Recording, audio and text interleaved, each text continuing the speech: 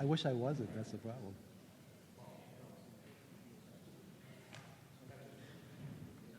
You good? We're recording? Okay. Good morning, everybody. First, let me apologize for this meeting because you're going to have me here, unfortunately. Mr. Perry is away on business, so I've been asked to fill in. So this is my first time doing it, so please excuse any mistakes. We'll try to run a very on-time schedule and kind of run smoothly as we can. So first, I want to welcome you all to the meeting. Today's deliberative session for the town of Litchfield. My name is, I'm going to say Steve Perry, but no, it's John Burnell. I'm going to serve as your moderator today. I live at 6 Bear Run Drive in Litchfield, obviously with my wife, Kathy. I've raised 4 children who are now all adults, and now I'm enjoying 5 grandchildren. If you could stand, we'll do the Pledge of Allegiance. I pledge allegiance to the flag of the United States of America and to the republic for which it stands, one nation, under God, indivisible, with liberty and justice for all. Thank you. Some quick announcements before we commence the meeting. State law prohibits smoking anywhere in the school grounds. The restrooms are outside this door to the front of the building on the right-hand side if you need to use the facilities. Food and drink is not allowed, although there is a special exception for the speakers today with some water. Please silence all your electronic devices. So, Fire Chief, can you silence your radio, please?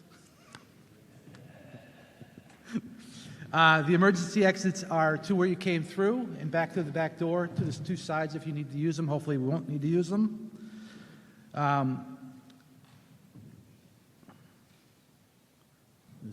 So lastly, for all residents that are voters and registered and have checked in at the clerks, we want to make sure you're sitting from here towards that side wall. Any non-voters or non-residents to this little corner over here.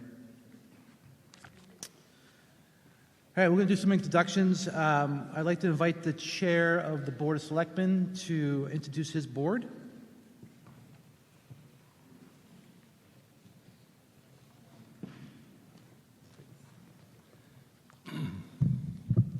Good morning, everyone. My name is Robert Leary. I'm the chairman of the Board of Selectmen. With us today, we have Vice Chair Kim Queenan, Stephen Weber, Kevin Lynch, and Steve Gannon. Okay. We also have some town officials here. We have our town legal counsel, Naomi Butterfield, Kim Kleiner, town administrator. We have Daniel Jones, our new police chief, along with his able-bodied captain, Dennis Tessier. We have Doug Nickel, the fire chief, Karen White, finance director, Terry Briand is our town clerk tax collector, Kevin Brown is our road agent. You've met John Burnell. We have Vicki Varick, who is the library, and we have Litchfield Community Television staff. Okay, all scattered. Okay. I'll do the budget committee too. We also have the budget committee here. We have John David Sun, who is the chair, Kate Stevens, the vice chair, Derek Barker, Brian Bork, William Hayes, Kerry Douglas, and Scott Taylor. And Andrew Cutter is the school board rep. I am the selectman rep.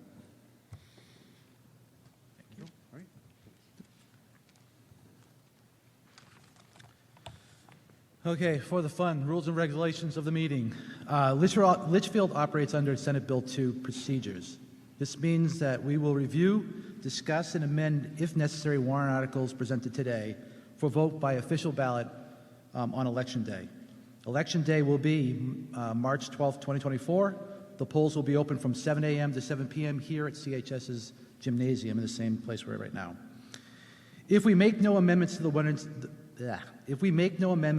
these warrant articles, they will appear on the ballot as you see them today. If we do make amendments, they will appear on the ballot as you have amended them today. For this deliberative session, the moderator will read each warrant article, recognize a speaker. The moderator will then open the floor for discussion, questions, and amendments if appropriate. If voters wish to propose amendments, he or she must present the moderator with a signed draft that includes their address. The moderator will then review the amendment for completeness and adherence to the law. The moderator will then read the proposed amendment so that all voters can understand, and afterwards will seek a second to the motion. Once moved and seconded, I will recognize the sponsoring voter to present their motion. Index cards are available up here in the front table with pens, so you can actually submit them in writing, as we said before. Note, state law prohibits amendments if they change the primary subject matter of the original warrant, nor can a negative motion to amend be valid where a no tally equals a yes vote. We cannot have more than one amendment under consideration at any time, so amendments are not going to be allowed. Every effort is going to be made to give recognition to all wishing to speak. If you choose to speak, you must come down to one of the microphones. For microphones, we have one microphone over here. For folks who don't want to come down off the stadium, we do have a floating microphone. We can bring it to you. Just raise your hand and we'll do that. So you'll have to come to approach the microphone. You'll need to speak your name and your address clearly. All comments are to be directed to the moderator. The moderator will then prompt for a response from the associated parties supporting the warrant. Comments are not meant to be long dialogues or as continued dialogues, not to be allowed in the interest of time and others. Basically, make your comments short and brief. Typically, one follow-up question will be allowed, and after, please move to the back of the line and let other people speak. Personal attacks and profanity will not be allowed. Please try to avoid any redundancy and duplicate questions. Any motion to end a debate must be made immediately after stating your name and address. The moderator will seek a second to the motion and then put the question to the voters. If successful, the moderator will then immediately call for a vote on the question. A motion to adjourn will not be accepted until all the warrant articles have been discussed and finalized. According to state law, town meetings are run by what they call moderator rules. That means what I'm doing now, basically telling you all the rules. However, the law allows the voters to overturn my rulings by a simple majority vote. To overturn the moderator's ruling, a voter may request a point of order. A point of order overturning a moderator immediately after the moderator rules. If the moderator will recognize who has requested or desired the overrule or point of order, the moderator will then poll the voters, and if the majority agrees with the voter, the moderator's ruling is overturned. Motions to table articles will not be in order unless it is made to table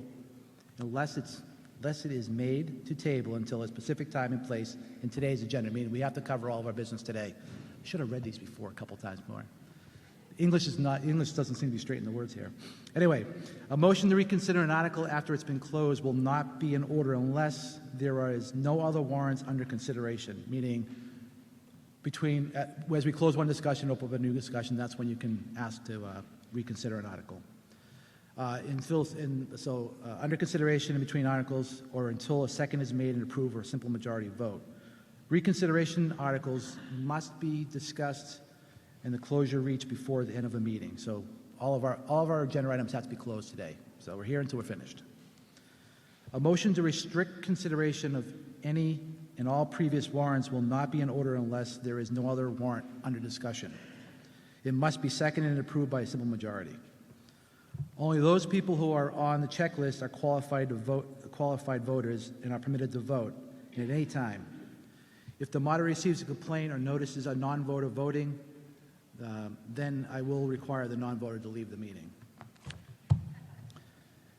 As you came into this meeting today, you received from the ballot checklist the ballots. This is for our secret ballots, if we need to use them today.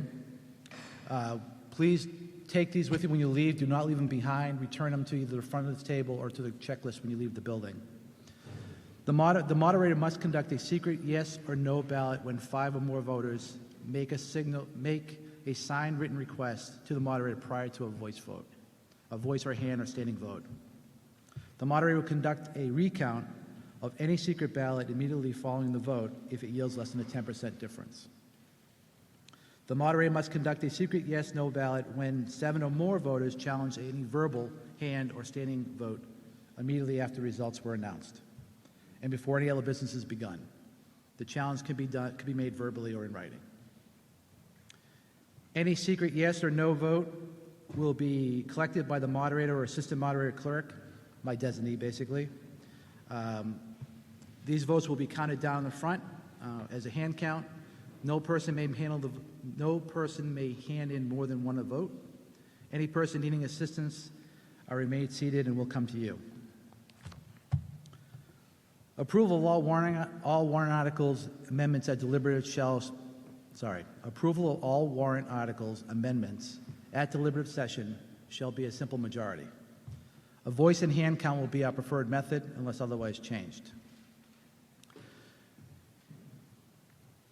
Speakers as well as voters, please refrain from using acronyms.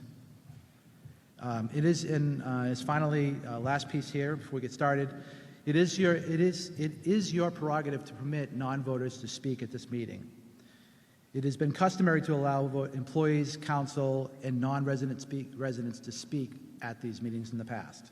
If you wish to continue to do so, please signify by saying yes. Yes. Any opposed? Say no. So the yeses have it. Now let's get into the business meeting. This is the fun part. Whoop.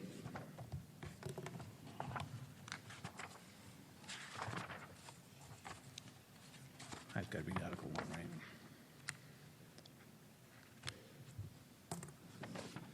All right, starting Article 1, which is election of officers.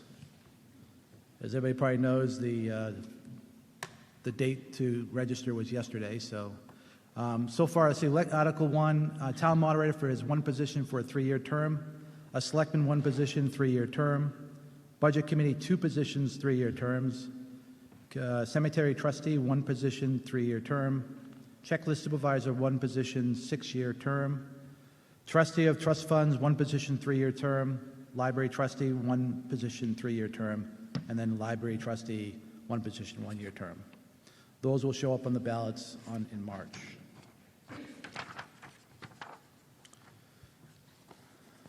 All right. Article 2. Article 2, zoning amendment number 1. Are you in favor of the adoption of Amendment 1 as proposed by the Planning Board of the Town of Litchfield zoning ordinance as follows? Amend Section 504.00, home occupations to provide clearer standards for all home occupations to distinguish between home occupations that require planning board approval and those that do not require planning board approval, and to provide specific standards for family and adult care related home businesses. This article is recommended by the planning board, and I believe Ms. Stevens is to speak to it. Thank you, John. My name is Kate Stevens. I am the planning board vice chair. And just to speak a little bit about this amendment, the planning board has put this forward to clarify some questions on home occupations. A home occupation is a business that can be operated on a residential property under certain conditions to provide opportunities for residents to pursue their economic interests while protecting the residential character of the area. The amendment is intended to provide clearer standards for all home occupations, distinguish between home occupations that require planning board approval and those that do not require planning board approval, and provide standards for family and adult daycare businesses, because daycare uses typically involve more traffic and often include outdoor activities. Does anyone have any questions on Article 2? No? Thank you. Okay. All right, moving to Article 3, zoning amendment number 2. Article 3, zoning amendment number 2, are you in favor of the adoption of amendment number 2 as proposed by the planning board for the town of Litchfield zoning ordinance as follows? Amend section 1100.00 floodplain conservation district to address changes to the National Flood Insurance Program related to floodplain development as recommended by the New Hampshire Office of Planning and Development. This is recommended by the planning board. Kate Stevens to speak to it. Thank you. Litchfield's Floodplain Conservation District ordinance is an overlay intended to ensure that development in floodplain areas will not endanger other residents and businesses within the floodplain and will not result in increased flood levels during a flood event. The town is required to have an up-to-date floodplain ordinance by the Federal Emergency Management Agency, or FEMA, in order for the town's residents and businesses to obtain flood insurance. This amendment is intended to address recent changes to the National Flood Insurance Program related to floodplain development. The changes were identified during a review by the New Hampshire Office of Planning and Development. Do we have any questions on Article 3? Seeing none, this will be on the ballot as read today. So Article 4, Zone Amendment Number 3. Article 4, are you in favor of the adoption of Amendment Number 3 as proposed by the Planning Board for the Town of Litchfield zoning ordinances as follows? Amendment Section 2200.00 Stormwater Management Ordinance to establish minimum stormwater management requirements and procedures in order to minimize damage to public and private property and infrastructure, safeguard the public health, safety and environment, and general welfare, protect aquifer resources and wildlife habitats, protect the quality and health of the water resources, conserve groundwater supplies, and foster climate change resiliency. This is recommended by the Planning Board, and Kate Stevens to speak to it. The proposed stormwater management ordinance would be a new ordinance that would apply to all development that disturbs 1 acre of land or more. The purpose of this ordinance is to establish stormwater management requirements to minimize damage to public and private property, protect the quality and health of Litchfield's wetlands, ponds, streams, and the Merrimack River, help conserve groundwater supplies, and foster climate change resiliency. This proposed ordinance would require a stormwater management permit for any land disturbing activity, that including clearing, grading, or excavation that results in disturbance to 1 acre of land or more, and authorize the Planning Board to administer the ordinance. The ordinance would not apply to normal maintenance and improvement in agricultural land, maintenance of existing residential landscaping, gardens, or lawn areas, installation of fencing that will not substantially alter existing terrain or drainage patterns, normal maintenance and improvements to town roads and drainage systems, and emergency repairs to any stormwater management system by the town. This is something that our highway department and our town offices have been working very hard to get into place. Is there any questions for Article 4? No? Okay, so Article you. 4 will appear on the ballot as showed today. Thank you, Kate. Moving on to Article 5, the operating budget. Shall the town vote to raise and appropriate as an operating budget, not including appropriations by special warrant articles or other appropriations voted separately? The amount set forth in the budget posted with the warrant, or as amended by vote of the first session, for purpose set forth therein, totaling $7,883,051. Should this article be defeated, the default budget shall be $7,874,828. Sorry, $7,874,828, which is the same as last year, with certain adjustments required by previous action of the town of Litchfield or by law. Or the governing body may hold one special meeting in accordance to RSA 40:13, numeral number X, and numeral number XVI, to take up the issue to revise the operating budget only. The estimated 2024 tax rate impact is 9 cents. This is recommended by the Board of Selectmen from a 5-0 vote, and Budget Committee recommended with a 9-0. I believe Mr. John Davidson's going to speak to it. Thank you, Mr. Moderator. We want to take a minute and walk you through the process that the Budget Committee used to get to the warrant article today.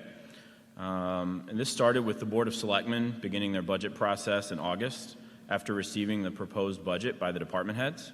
The proposed budget to the Board of Selectmen was $8,291,896, and this represented a 7.94% increase and put us $313,495 over the tax cap. Over the course of a few meetings, the Board of Selectmen made reductions to the budget, and during that process, their reductions were $408,742. The Budget Committee began our budget review process, where we had an opportunity for department heads and town officials to come and present their budgets to us. Those town reviews took place on September 28th and October 5th. At that point, the Select Board delivered a budget to the Budget Committee after the Select Board meeting on October 13th, and that budget was delivered to us at $7,996,915, which was over the tax cap by $530. This new budget represented a 4.1% increase over FY 2023's approved budget of $7,681,829. At that time, the Budget Committee began voting on the town budget. This started on October 19th. Some actions that were taken included a reduction to police administration for $70,000, a reduction to the fire department for $14,000, a reduction to parks and recreation for $8,000, a reduction to library for $6,550, and a reduction to information technology for $2,400. The Budget Committee reduced additional various budget lines by a total of $12,915, and the total Budget Committee reductions made were $113,865. The total revised town budget at that point in time was $7,883,051. Just a couple of items that are important in our process. On January 11th, we held our budget hearing. This was where we shared a lot of the information and a lot of the warrant articles. One of the things that's important for that budget hearing is that the Budget Committee is legally obligated to present an operating budget that's below the tax cap at that budget hearing. And we can also only recommend to pass warrant articles that, when combined with the operating budget, do not exceed that tax cap. At Town Deliberative today, if a warrant article with appropriations is amended, the Budget Committee will then revote our recommendation of a warrant article. An operating budget that is amended at deliberative is no longer the Budget Committee's presented budget. The committee will then revote their recommendation of the article, and in that case, the committee may vote to recommend the amended budget regardless of the tax cap. So where this leaves us with the current budget, as I mentioned earlier, the town budget is $7,883,051. This represents a 2.62% increase over the FY23 approved budget of $7,681,829. And currently, the budget sits $141,334 under the tax cap. The table that you see up here on the screen represents the remaining warrant articles and those that have a tax impact and those that do not have a tax impact. The far column on the right-hand side shows that if every one of those warrant articles were to pass, when you get to the bottom, we would be $79,669 over the tax cap. At this point, I'll pause for questions or comments relating to the operating budget warrant article. No questions? Oh.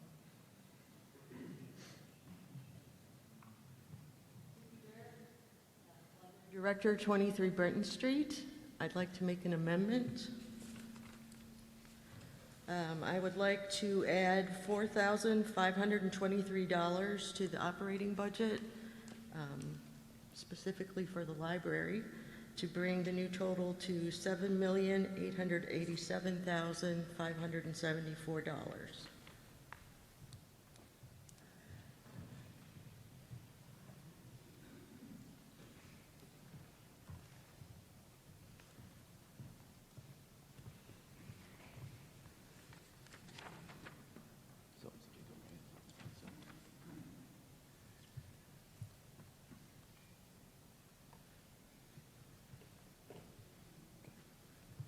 All right, let me just read the amendment for everybody and we'll look for a second. So to amend Article 5, the operating budget, reads as follows. Shall the town vote to raise and appropriate as an operating budget, not including appropriations by special warrant articles or other appropriations voted separately, the amount set forth in the budget posted with the warrant or as amended by the vote on the first session for the proposed set forth therein, totaling $7,887,574. Should this article be defeated, the default budget shall be $7,874,828, which is the same as last year, with certain adjustments required by previous action of the town of Litchfield or by law. Or the governing body may hold one special meeting in accordance with RSA 40:13, numeral 10, and XVI, to take up the issue as a revised operating budget only. Do I have a second to the amendment? Okay. Go ahead, Vicki. You can discuss it more.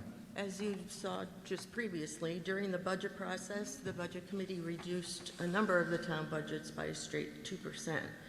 It's my understanding that this was done mainly to leave enough money under the tax cap for them to be able to support a number of warrant articles. For the library, 2% amounted to $6,550. The Library Board of Trustees and I were able to find places to reduce the budget by $2,297 without actually affecting services. The board and I are asking for your support to add the remaining $4,523 for the library to the town operating budget so that we do not have to impact the community by cutting services.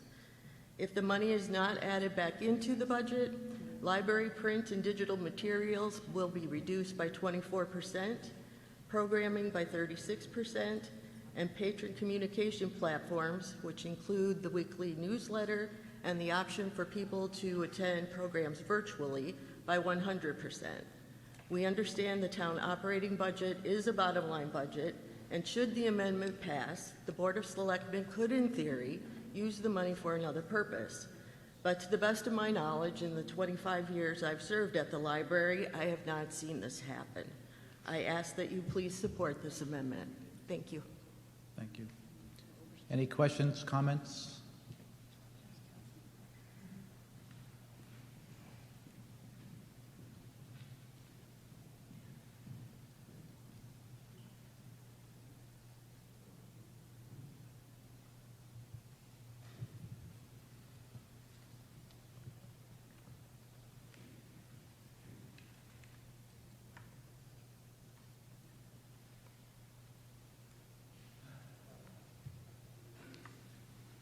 You all set, John?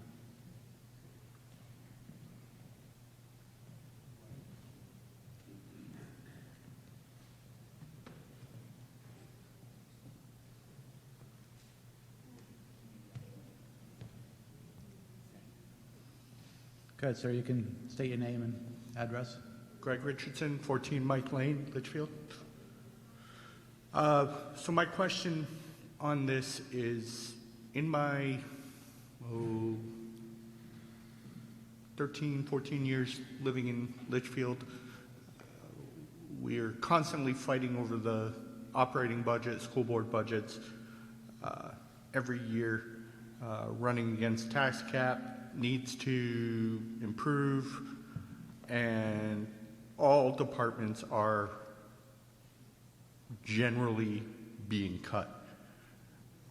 I would ask the Budget Committee and the Board of Selectmen, if you aren't doing this already, to come up with a plan to the extent that you can to get ahead of this.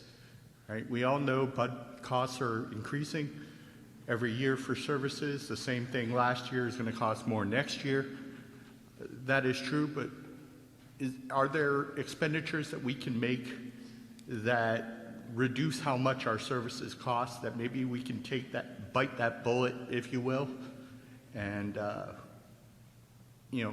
stop trying to cut everything every year over and over and over again, because I believe that cumulative cutting impact is not a desirable trajectory. Thank you. Anybody want to respond?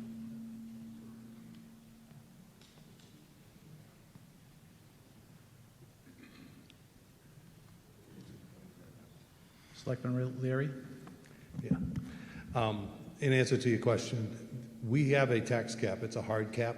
okay? We cannot go over it. The Budget Committee cannot go over it. We can go over it, but their job is to cut it down, to go below. That's what the citizens voted on. So whatever they do, their job, they've done it every year. They've made hard choices. This is one that they made.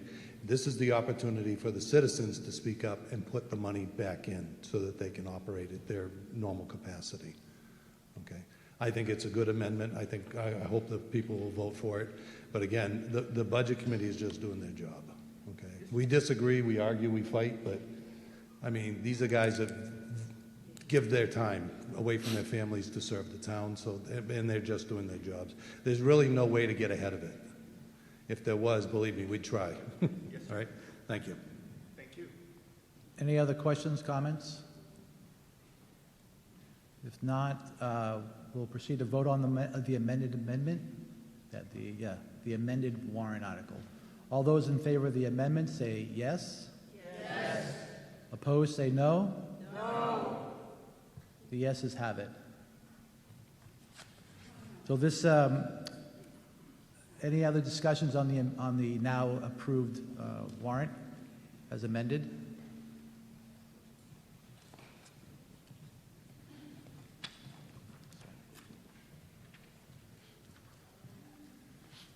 Good morning, William Barrett, 53 Pilgrim Drive. If you could please put the slide up that showed the over and unders. So my question is regarding the outcome of if we end up over the tax cap with all the different votes there, is there an after vote process that would address, trying to get back under that tax cap? Yes. Yeah, that's part of what I've been walking back and forth and trying to figure out here, so apologies for that. And I may ask legal to help weigh in on this as well. So my understanding is, kind of based on this slide here, our obligation as a budget committee is to bring forward a budget that is under the tax cap, which we've done up to this point. Right. With the addition, now we're technically over the tax cap as it sits, assuming the warrant, based on where the warrant articles fall. Right. And I'd ask, could legal or town weigh in on that as far as the budget committee's obligation as it pertains to the vote that just occurred?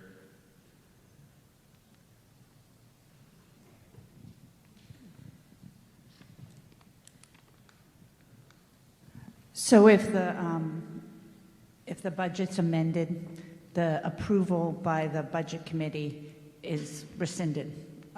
But as the legislative body, you all can pass a budget that is over the tax cap. It's your budget. Does that answer your question, sir? I think so. It still depends on the outcome of those other warrant articles that would ultimately determine that plus or minus with the tax cap. And ultimately, the legislative body can go over the tax cap, whether it's today or at town meeting in March 12th. It's the budget committee that has that legal obligation. Right. Yep, thank you. Yep. Any other questions or comments? Right. Yeah, and to clarify, I'll reiterate that. So these numbers that are over on the right-hand side that have the impact of the tax cap, it doesn't preclude the public from voting on those to go over the tax cap. It's the budget committee that has the obligation to keep it under the tax cap. Right. Just want to make sure I clarified that. Yep. William Barrett, 53 Pilgrim Drive. And then, yeah, I thought of a follow-up to that as far as this information is great for the voter to know before they vote, but this piece of it is not going to be on the ballot on the. William, can you approach the mic a little Oh, further? I'm sorry. Yeah. Yeah, this slide I think is great information for voters to have, to know going in how it might impact their decision on those subsequent articles to plus or minus. But will that information be presented somewhere on the ballot to give that voter the information? Yeah, it won't be on the ballot, but there'll be a voter's guide that comes out prior that'll have all this detail in it that gets mailed and available to any resident in town. So, Excellent. Thank you. yeah, the voter's guide is our method to try to explain all the technical issues and different things that go on that we can't put on the ballot, right? We're kind of restricted what's on the ballot, so it'll be there. Any other questions on this warrant? If not... Mr. Moderator, I sure. did want to take just a second and recognize a couple of members that are up here today that are not going to be returning. And I want to recognize Mr. Derek Barca for his service to the Budget Committee for the last 3 years and thank him for his dedication to the town. I also want to recognize Mr. Stephen Weber and thank him for his service and dedication to the Board of Selectmen and to the town over the last few years. Thank you.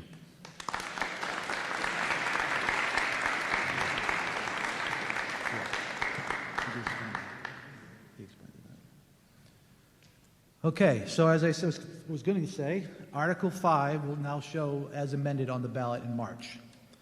Moving on to Article 6. Article 6, Human Services and Health Agencies. Shall the town vote to raise and appropriate the sum of $22,350 to support human services and health agencies provided services human services and health agencies providing services to the town of Litchfield. The estimated 2024 tax impact is 2 cents. A majority vote will be required. This was recommended by the Board of Selectmen by a 5-0 vote. Recommended by the Budget Committee, 8-1-0 vote. Selectman Weber, I believe, is to speak to this. Thank you, Mr. Moderator. Good morning. Article 6 is an article we bring forth every single year to help under-resourced individuals and families within the community. We get agency requests from the town every year. We have, under warrant, we had a committee put together, which is the welfare officer, the health officer, and a citizen. They look at the requests from these agencies and they see how these funds are used to help Litchfield residents. Based off of that, they'll come forth to the Board of Selectmen saying how they think we should distribute funds. These funds will be used for mental health, housing, food, heating. So this year, these are the funding recommendations, and it's pretty much in line with what we brought forth last year. Are there any questions? Any questions, comments? Please state your name and your address.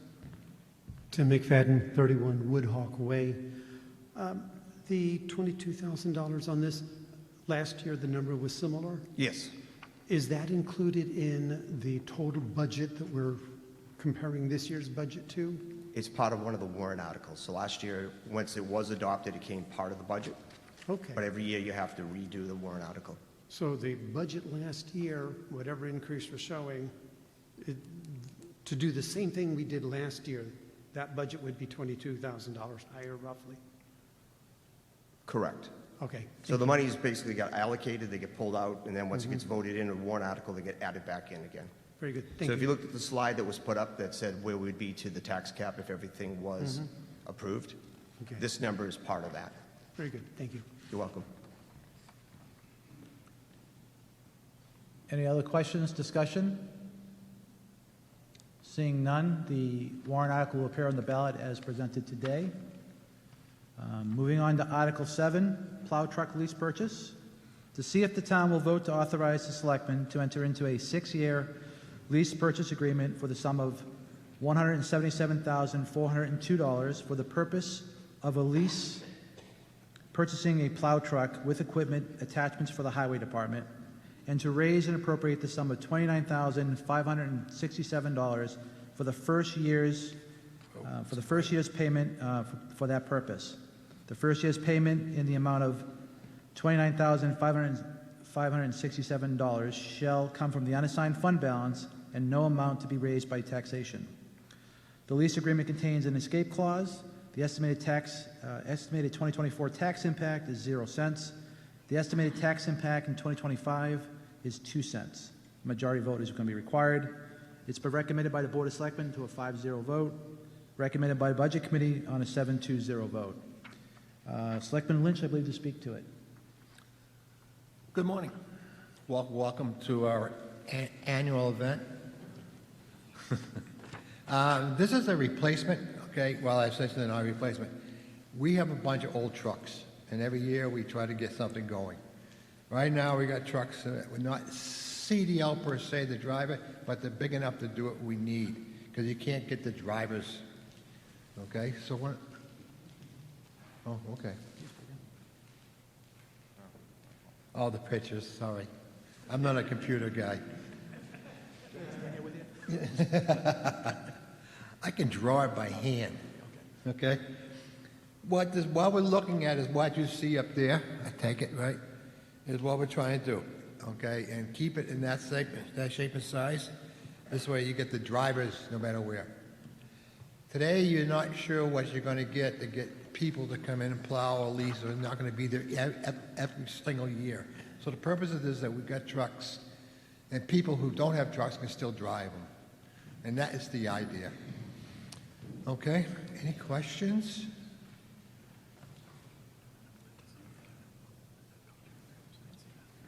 Here we go. To McFadden, 31 Woodhawk Way. How many trucks do we have? 8 so far. 8. They're not all big trucks. There's a lot of small ones. Okay, how many? Okay, and of this amount, how much is the actual purchase price of the truck and how much of it is leasing costs? It's a good question. I never looked at it that way. It's on the slide, right? $177,000 up the lease agreement. That's what it's going to be. Right. Okay? How much of that is, how much if we just paid cash for that truck, how much would, I mean, are we talking a $100,000 truck, $150,000 truck? I can't answer that. Maybe the highway chief can help it, or Kim's got it. Kim. I didn't get that. I know it's right. Thanks, Kim. Good morning. So the total amount that is being financed is $149,659.50. So the difference between the $177,402 and the $149 is the financing costs. Very good, thank you. You're welcome.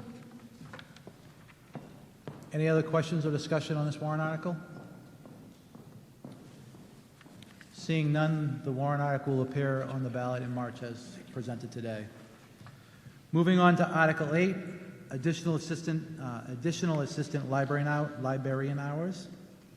Shall the town vote to increase the weekly hours of an assistant librarian number 2 position from 8 hours per week to 24 hours per week, effective April 1st, 2024, for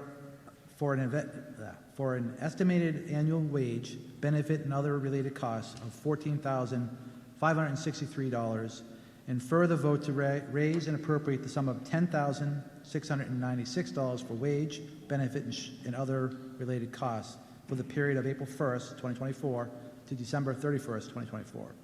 The estimated tax rate impact is 1 cent. Majority vote will be required. The Board of Selectmen recommended. Budget Committee did not recommend 4-5 vote. I believe Library Trustee Donna Ferguson is going to speak to this.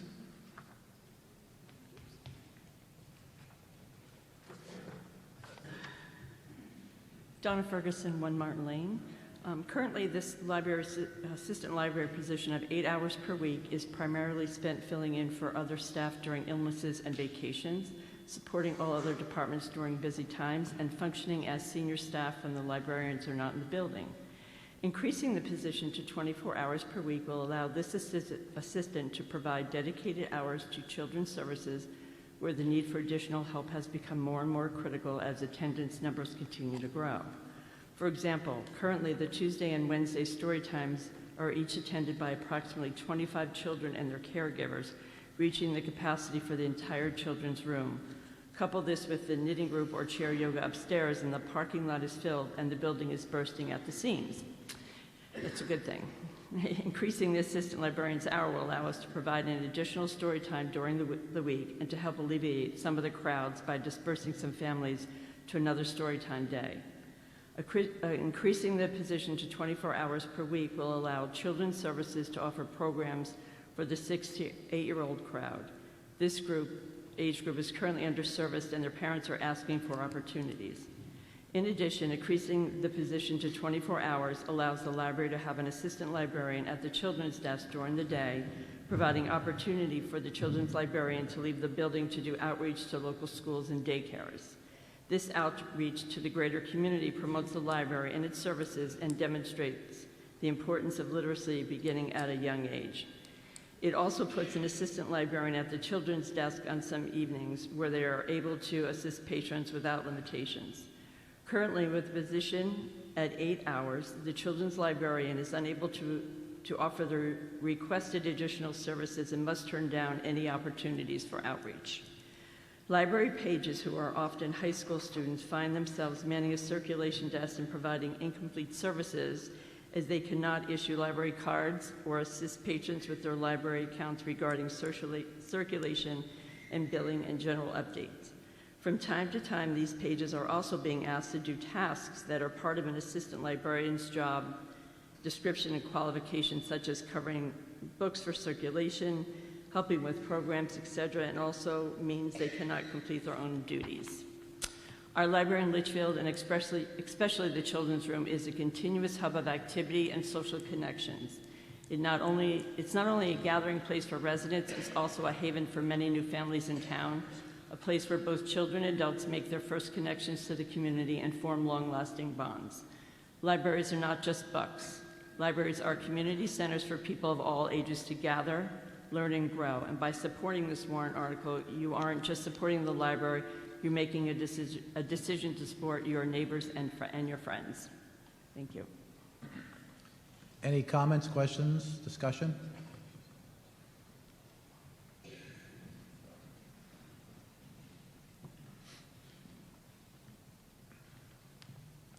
Morning again. William Barrett, 53 Pilgrim Drive. One of the things I love about the slides is the supporting info of the recommendations or not recommendations. Could we hear from the Budget Committee as to what some of their concerns were in not recommending this article? Thank you. Yes, thank you, sir. I'm happy to start, and then anyone else from the Budget Committee is welcome to come up. Part of our not recommending this had to do with the tax cap that we talked about earlier and trying to stay under that tax cap. So going back to that slide that had all the charts on there, if everything passed, we would have been under the tax cap by $1,000. Had we chose to support this one, it would have put us over that tax cap. And so when we were going through all the warrant articles, we had to make decisions on what we could and could not support that would keep us under that tax cap. So I can speak for myself. That's where that vote came from. I think there's value to this. But as a Budget Committee member and the legal obligation, we couldn't support it from that standpoint.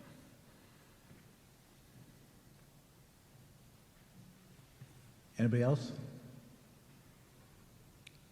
I think as the chair, the Budget Committee chair stated, this is one of those examples where you as the voters have the right to say yes, and that still allows this to happen. So it's important if you support this to come out and vote in positive for it. Any other discussions?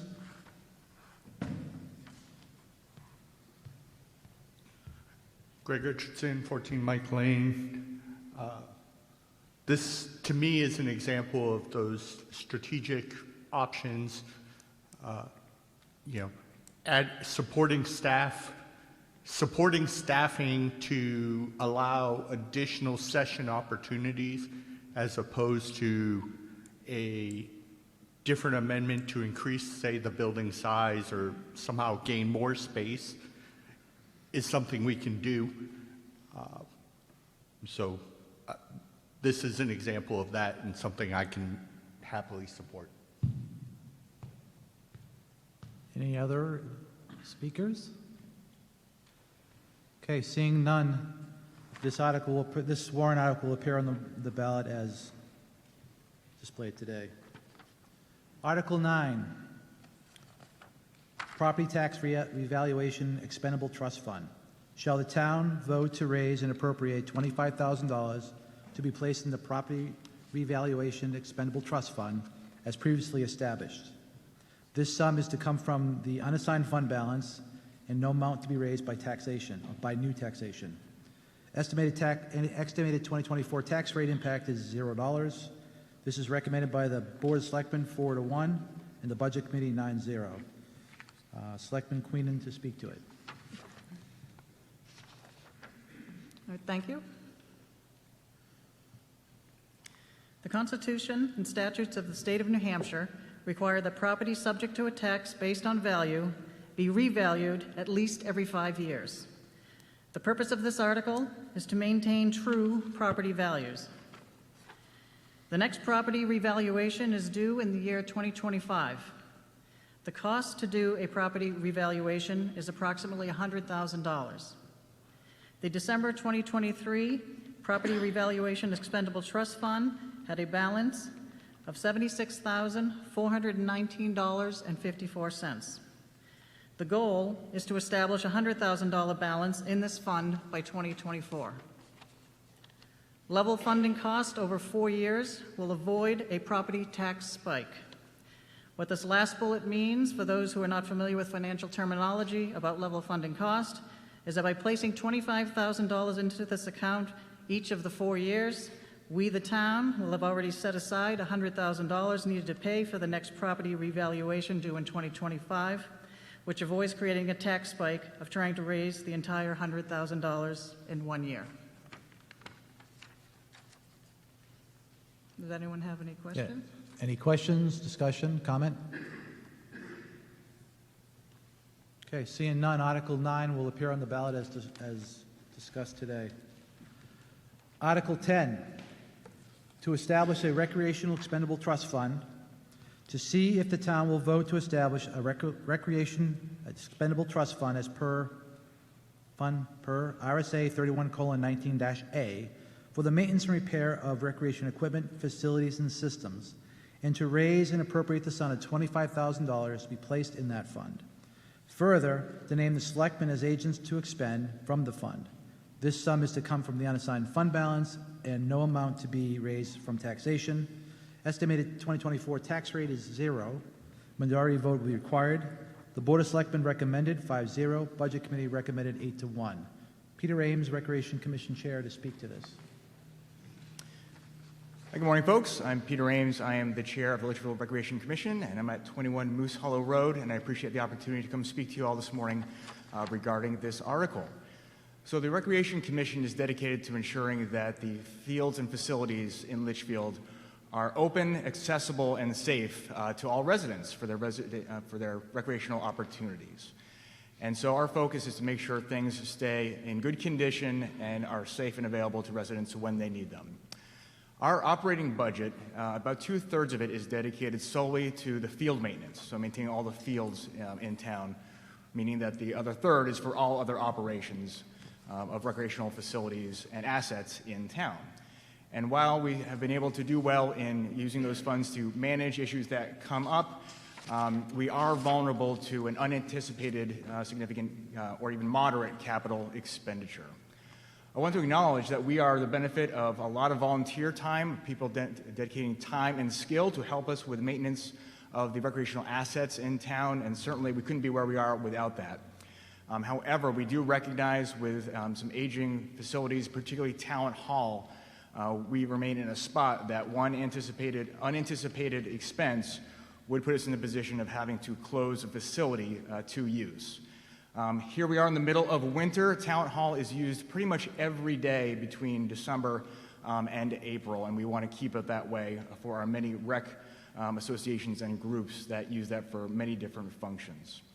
So the design of this fund is to be available only for expenses that come up that are not anticipated, so we can keep facilities safe and open. Like I said, we are able to manage small things that pop up along the way, but those are more Band-Aids, and we're able to manage them with existing funds. This is really for something that would be more moderate or significant that would put us in a position of having to close a facility due to safety issues. So that is the design of this fund.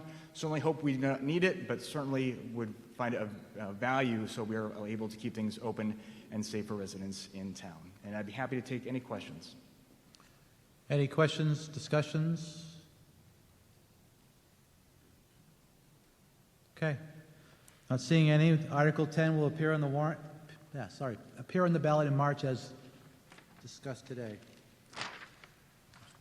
Believe it or not, we're well over halfway through, so almost done. It's going to derail somewhere. All right, Article 11, police contract. To see if the town will vote to approve the cost items included in a collective bargaining agreement reached between the Selectmen and the Selectmen and the Council 93 of the American Federation of State, County, Municipal Employees, which calls for the following increases in salary and benefits at the current staffing level. Fiscal year 2024, an increase of $42,012. 2025, $39,794. 2026, $36,860. And further to raise and appropriate $42,012 for the current fiscal year, such sum representing the additional cost of applicable to increases in salary and benefits required by the new agreement over those that would be paid at current staffing levels. Estimated 2024 tax impact is 3 cents. Recommendation required will be majority vote. This is recommended by the Board of Selectmen at a 5-0 vote and recommended by the Budget Committee 9-0 vote. I believe Chairman Leary is going to speak to it. Good morning again. This contract for our police officers that we have here in town who have been through so much the last few years, I think is absolutely well warranted. The last 2 contracts that they had, they gave up so much to the town, including deferring their raise till halfway through the year when we were in COVID. They have bent over backwards at every turn for us, and I think this contract, although I don't think it's excessive, I think it reflects our commitment to them, that they've done so much for us, and now we're planning on doing it for them.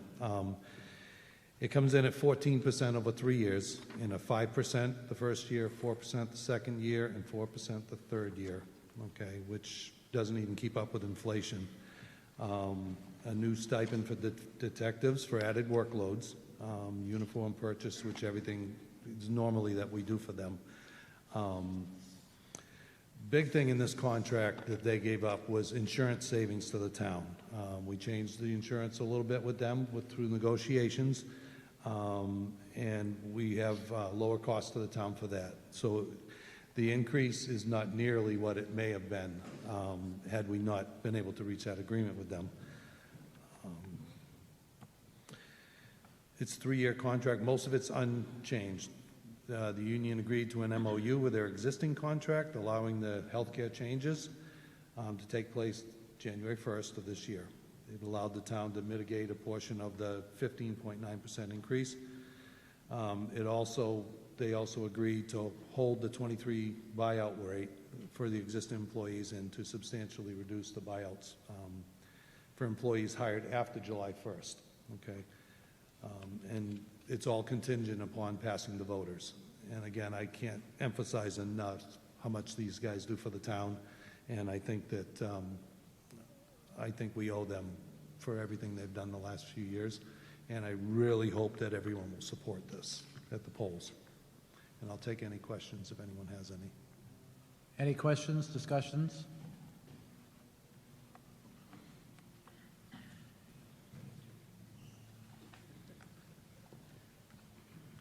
Hi again, William Barrett, 53 Pilgrim Drive. Hello. Just the acronym MOU, is that? Memorandum of Understanding. Thank you. All right, it's an agreement. That's a contractual Yeah. form, Yeah. functions. Yeah. Any other discussion, questions? All right, seeing none, Article 11 will appear in the warrant as discussed today. Article 12, replacement of 1 police cruiser. To raise and appropriate the sum of $70,000 to purchase and equip 1 new police model cruiser. Selection and purchase of said vehicle to be the responsibility of the Board of Selectmen in their discretion, if determined to be necessary and in the best interest of the town. Purchase of said vehicle to be by competitive bidding. Estimated 2024 tax impact is 6 cents. It's recommended by the Board of Selectmen in a 5-0 vote. Not recommended by the Budget Committee 3-6. Mr. Leary, you're speaking to this? Yes. Okay. We have an aging fleet in the police department. I don't believe we've bought a cruiser in the last 3 years. We stopped during COVID when budgets were tight and the selectmen had imposed basically a budget freeze on every non-essential spending. We took it out of the budget. It used to be in the budget every year, and it was on a 2-1-2 cycle. Okay, buy two one year, then one, then two, then start the cycle again. When we upgraded the vehicles to the Tahoes, because they were more spacious for our officers who are riding with their flak vests and they have computers and equipment in there, the discussion that I had with the former chief was that maybe we go on a one per year versus the staggered 2-1-2 approach, which he thought was a good idea too, and he think it could be done. However, having pulled it out due to budget constraints during COVID, we have not been able to get it back in there yet. Okay, so that's why we're bringing this forward on the warrant article. And the budget committee couldn't recommend it because it would have put them over the tax cap. Okay, there was a lot of discussion about it. There was a lot of speaking in favor of it. However, they are legally obligated to do what they had to do. So again, I hope that we will be able to support this. It's much needed. If you drive by the garage at the north end of the town, you'll always see at least one cruiser there. So the ones we have are failing, and we need to replace it, okay, to be able to respond to when the residents need us, okay? And I'll take any questions if anyone has any. Any questions, comments, amendments? Okay. Hearing none, Article 12 will appear on the warrant on the ballot on March as read today. Thank you. All right, Article 13, an addition of a full-time highway worker. To see if the town will vote to hire a full-time highway employee effective 1 April 2024 to an established annual salary and related costs of $93,179.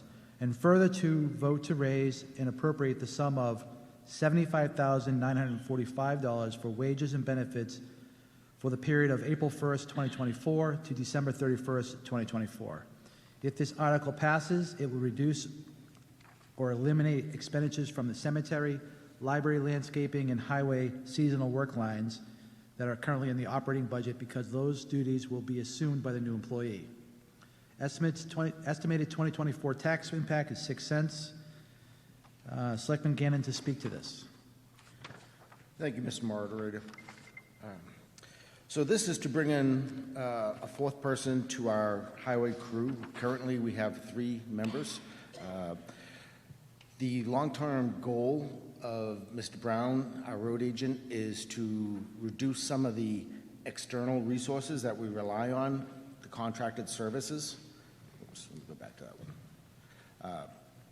A lot of the contracted services, such as plowing or lawn and field maintenance. Another thing he does often is we try to service our trucks in-house instead of sending them out as much as possible. Currently, the highway department provides assistance to the cemeteries, to the recreation, to the conservation, to the town hall. If you need something done, you can call Kevin, and Kevin's going to come help us. Increased duties require the town's existing EPA permits, require more cleaning, oversight, and repairs to stormwater and assets.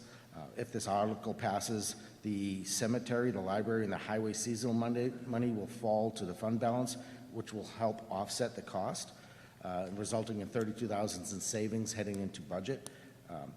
That's when you look at this first line, 2024, that would be the offset of the money coming from the library and the cemeteries to help pay for this first year.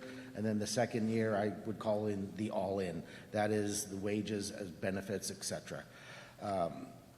It says here it's recommended by the library trustees as well as the cemetery trustees. They have met with Kevin, and if this passes, what will happen is the contracted services that are maintaining the library or the cemeteries will be pulled in, and Kevin and his guys will take care of it, and that will help offset the cost. So this is not going to truly reduce the budget of Kevin or the town, but what this will do is allow us to offset some of the cost.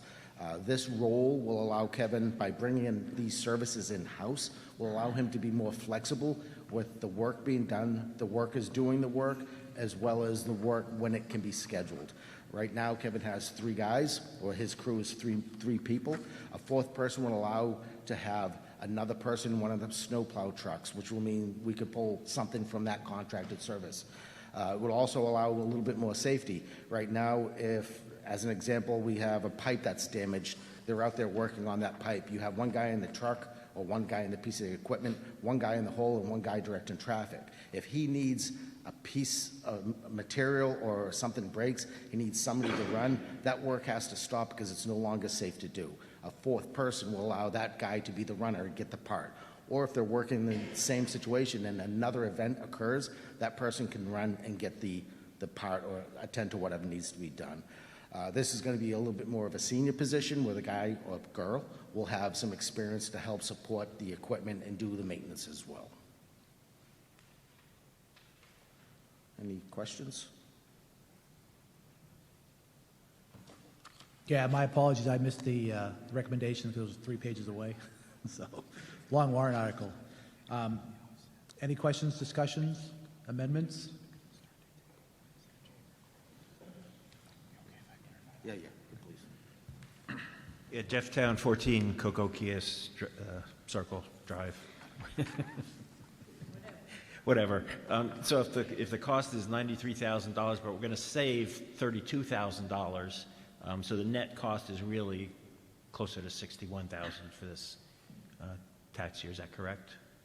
So I just wanted to clarify something real quick. So when this article was originally presented to the Budget Committee, there was some offsetting costs that were shown from the cemetery, from the library, and from the town budget. Ms. Kleiner got feedback from legal in the state that we're not allowed to actually have that in the article. So the difference in cost that you actually see here is because in 2024 the position starts April 1st. So it's a prorated portion of that. And then should this article pass, and that's why you see the recommendations by the library and the cemetery, is that those funds that are in their budget that would fall to unassigned fund balance could then be used to support future year costs, if that makes sense. It just couldn't be stated in the warrant article for legal purposes. You had to show the full amount of the cost and not any potential offset cost that could come from other budgets. Does that answer your question, sir? I think the short answer was yes. Yes, that was the long answer to your question. Yes. Thank you. Thank you, John. Yep. William Barrett, 53 Pilgrim Drive. Could we hear some opinions about from the not recommending folks, both Selectmen and Board of Budget Committee? I'm assuming it's going to be regarding the tax cap issue, et cetera, but just with that many participants not recommending it, it seems like there's maybe a different opinion than some of the other articles where there's not support. So, but if it comes down to tax cap again, I'll take that. Thank you.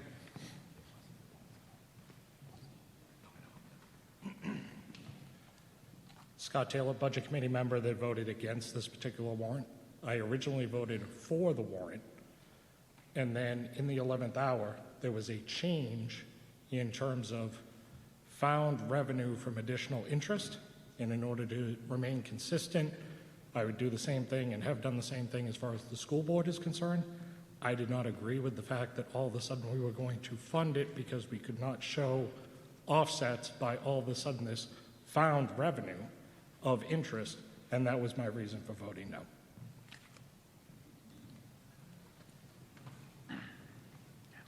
And just to clarify, this was recommended by the Budget Committee, so there was no tax cap impact.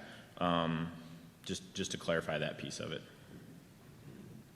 There is a tax cap impact. Well, as far as going over the tax cap. Yeah. Same thing with Mr. Taylor.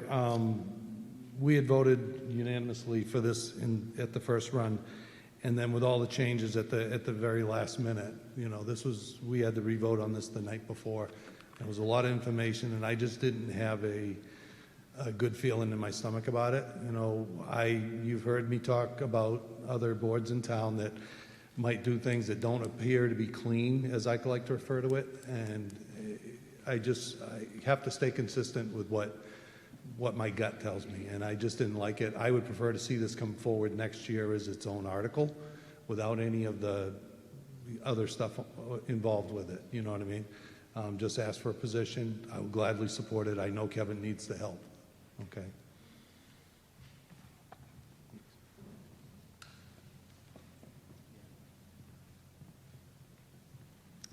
Hello. First of all, I do believe we do need a full-time highway worker. Like was just stated, we did unanimously agree to this at first. I don't like things dropped the night before at the 11th hour, 11th minute, 11th second to make a decision, especially something at this kind of cost. Again, I agree he needs it, but I'm not sure. I have to step back and ask, are we trying to build a public works department behind the scenes to come forward or later? Is Rick going to start using this highway department? Is conservation going to start using the highway department? It may make sense to do that, to start merging facilities, waste and highway. I don't know yet, but I just felt it was trying to go that way faster than I could analyze the data. So if this is a standalone, I definitely agree we need the highway worker, but I wasn't sure we were going to be getting more than we bargained for without me thinking it through.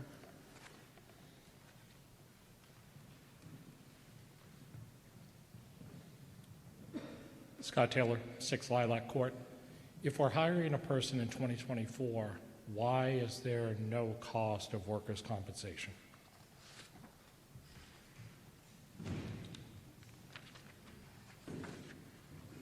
Who can answer that? Matt Shoemaker, 20 Greenwich Road. I'm just curious, if you were to... Matt, hold on one second. Did someone address the question? Why there's no workman's comp?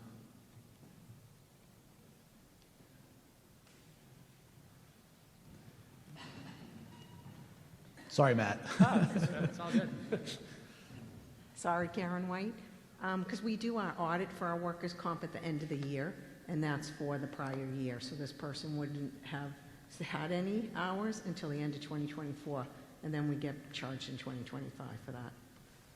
And for the record, Karen White is our finance administrator. Go ahead, Matt. So, Matt Shoemaker, 20 Greenwich Road. I appreciate the comments about the transparency aspect of this, and I'm just curious, if my understanding is correct, the biggest concern is that for 2024, we have to show the cost of doing the work, right? And so you can't offset that by the position if it's hired, right? So the position's hired, the money's already allocated for the cost of doing the work, so that money is in the budget. If you were to put this forth next year, won't you run into the same problem with a warrant? Yes. So I totally appreciate where you guys are coming from with that. I just don't see that there's going to ever be an easy way to transition that for the transparency piece on the warrant. And so I think that explaining that in the voter guide and getting that out in front of people is a great thing, but I don't want that to also stop us from giving these departments what they need to be able to do their jobs well. Thank you.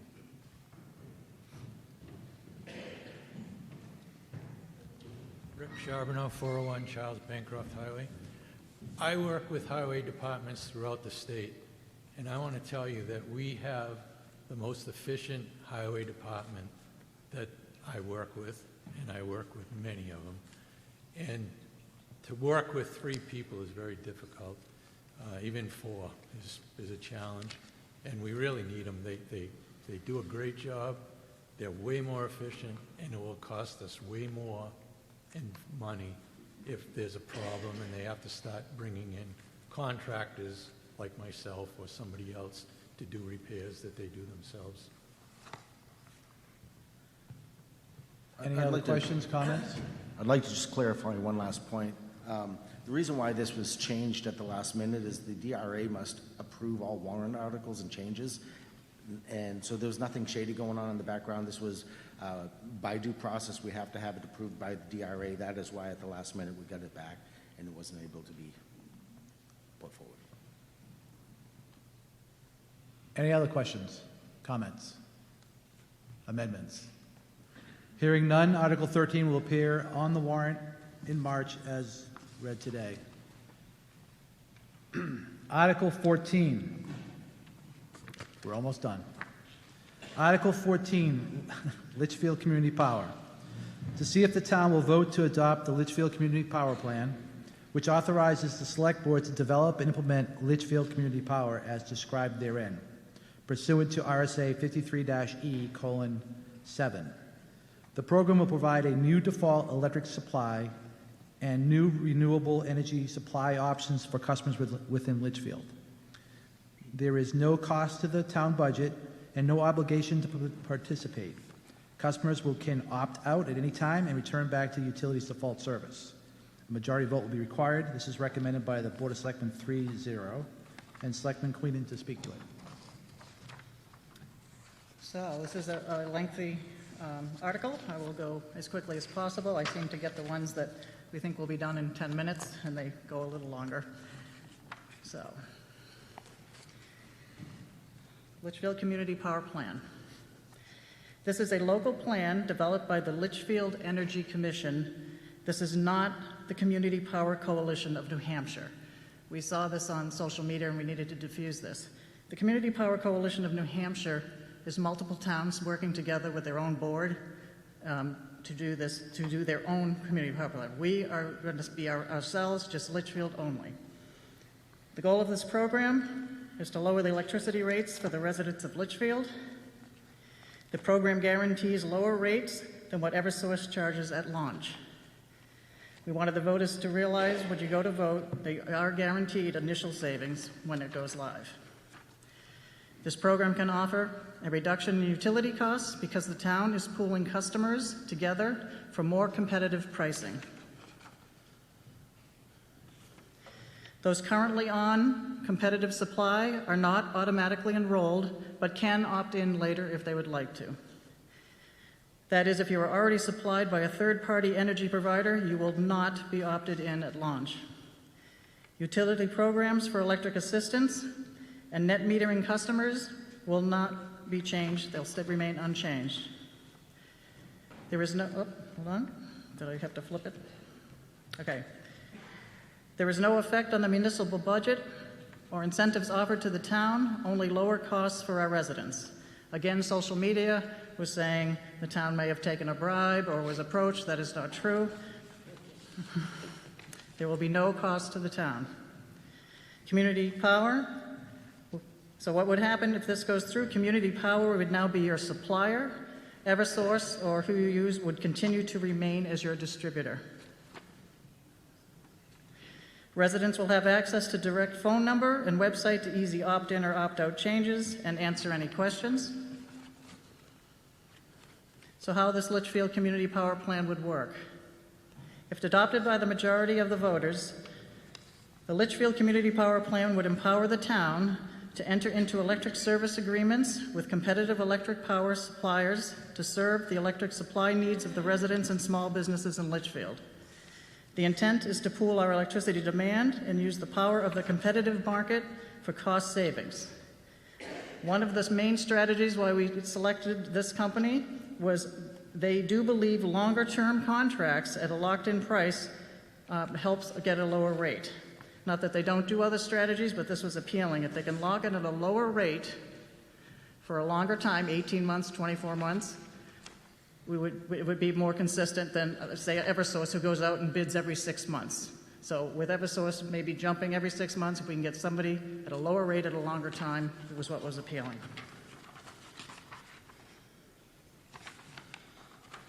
The town of Litchfield currently uses a similar contract for savings on the municipal power. With National Regional Planning Commission, us and our surrounding 12 towns, those who use this version of a power plan for our government buildings, we have saved money year over year. Last year, we saved over $80,000 as a town. Program savings over the contract period is the goal of the program, along with more renewable energy choices. I will talk about that in a moment. Electricity supply savings is guaranteed at launch, but savings over the contract period cannot be guaranteed. This program would affect only the supply line on the customer's electric bills. So you have an electric bill, you see supply and distribution. That will change. So again, this program would only affect the supply line on the customer's bills. Transmission and distribution and emergency services and billing all stay with the distribution utility. So,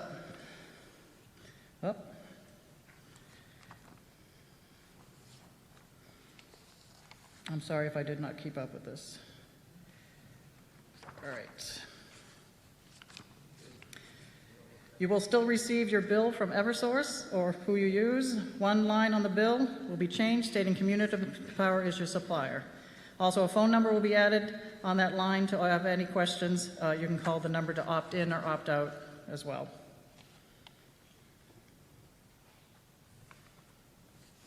The Litchfield Community Power Plan is an opt-out program. We will discuss that in a moment.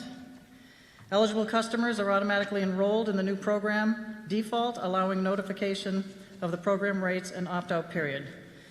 What this means is when we launch this program, Litchfield will select the lowest price option as our default.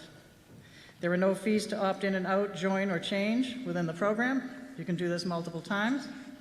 Customers that opt out and then rejoin the program may be charged at a market rate. And customers currently on competitive supply are not automatically enrolled, but they can opt in. If the voters pass this, customers will be notified by mail that the warrant article is passed. Community Power will start going out to bid for the most competitive prices. It could take a month, it could take 3 months, but when they find a lower rate than what Eversource is offering now, once the rates are found, they can determine the rates to offer Litchfield and seek approval from Litchfield's governing body. If the rates are approved by the Board of Selectmen, the customers will be notified of the rates by mail, and customers can opt out at that time before the program begins. The Eversource price becomes, if the Eversource price ever becomes lower than the program price after launch, it's easy to opt out of the program anytime by calling the direct phone number or visiting the Litchfield Community Power website. So restating, there's no cost to the town or the budget. Information about the Litchfield Energy Commission and its full text of the draft of the community plan is available at the town website, www.litchfieldnh.gov. Go to the town hall menu, elected officials, Board of Selectmen, Energy Commission. Energy Committee. Yep, I have a couple more things. So net metering, just so you know, means renewable energy. When Litchfield said we were going to have the default option when we went live, we had multiple options to pick from. We chose default, the lowest rate possible. It means we don't care where you get your energy from and how you get it. We want to pay the lowest rate. In the future, we can go towards renewable. As a customer, you can start to change whether you want to have 1% renewable energy where it comes from, 5%, 10, 50%. But as initial launch, we're going with the lowest rate. I want one more thing before I turn it over. Other things that have come up at meetings are customers with existing renewable power like solar and wind. If you're creating some of your energy, but not all of the energy you need, you might want to opt in. If you are creating all the energy you do need, you might want to opt out. If you're creating all the energy you need and you're selling back some of your energy, you probably would want to opt out. But again, we will have representatives available to talk to you and to help you make your decision. I would also, because I think we're going to ask more technical questions, Emily Mans is here from Standard Power. Do you mind coming up here in case there's a technical question? And we also have Kim Kleiner ready in case there's anything on the legal side that she's been dealing with. Emily, come this way. Let's go around. Okay, any questions, comments, discussions? Greg Richardson, 14 Mike Lane. Thank you, all of you. This is an interesting idea, and I'm looking forward to how it plays out. The Litchfield Community Power website, is that a trivial undertaking, new thing, or is that going to be a burden to the town, the future budgets?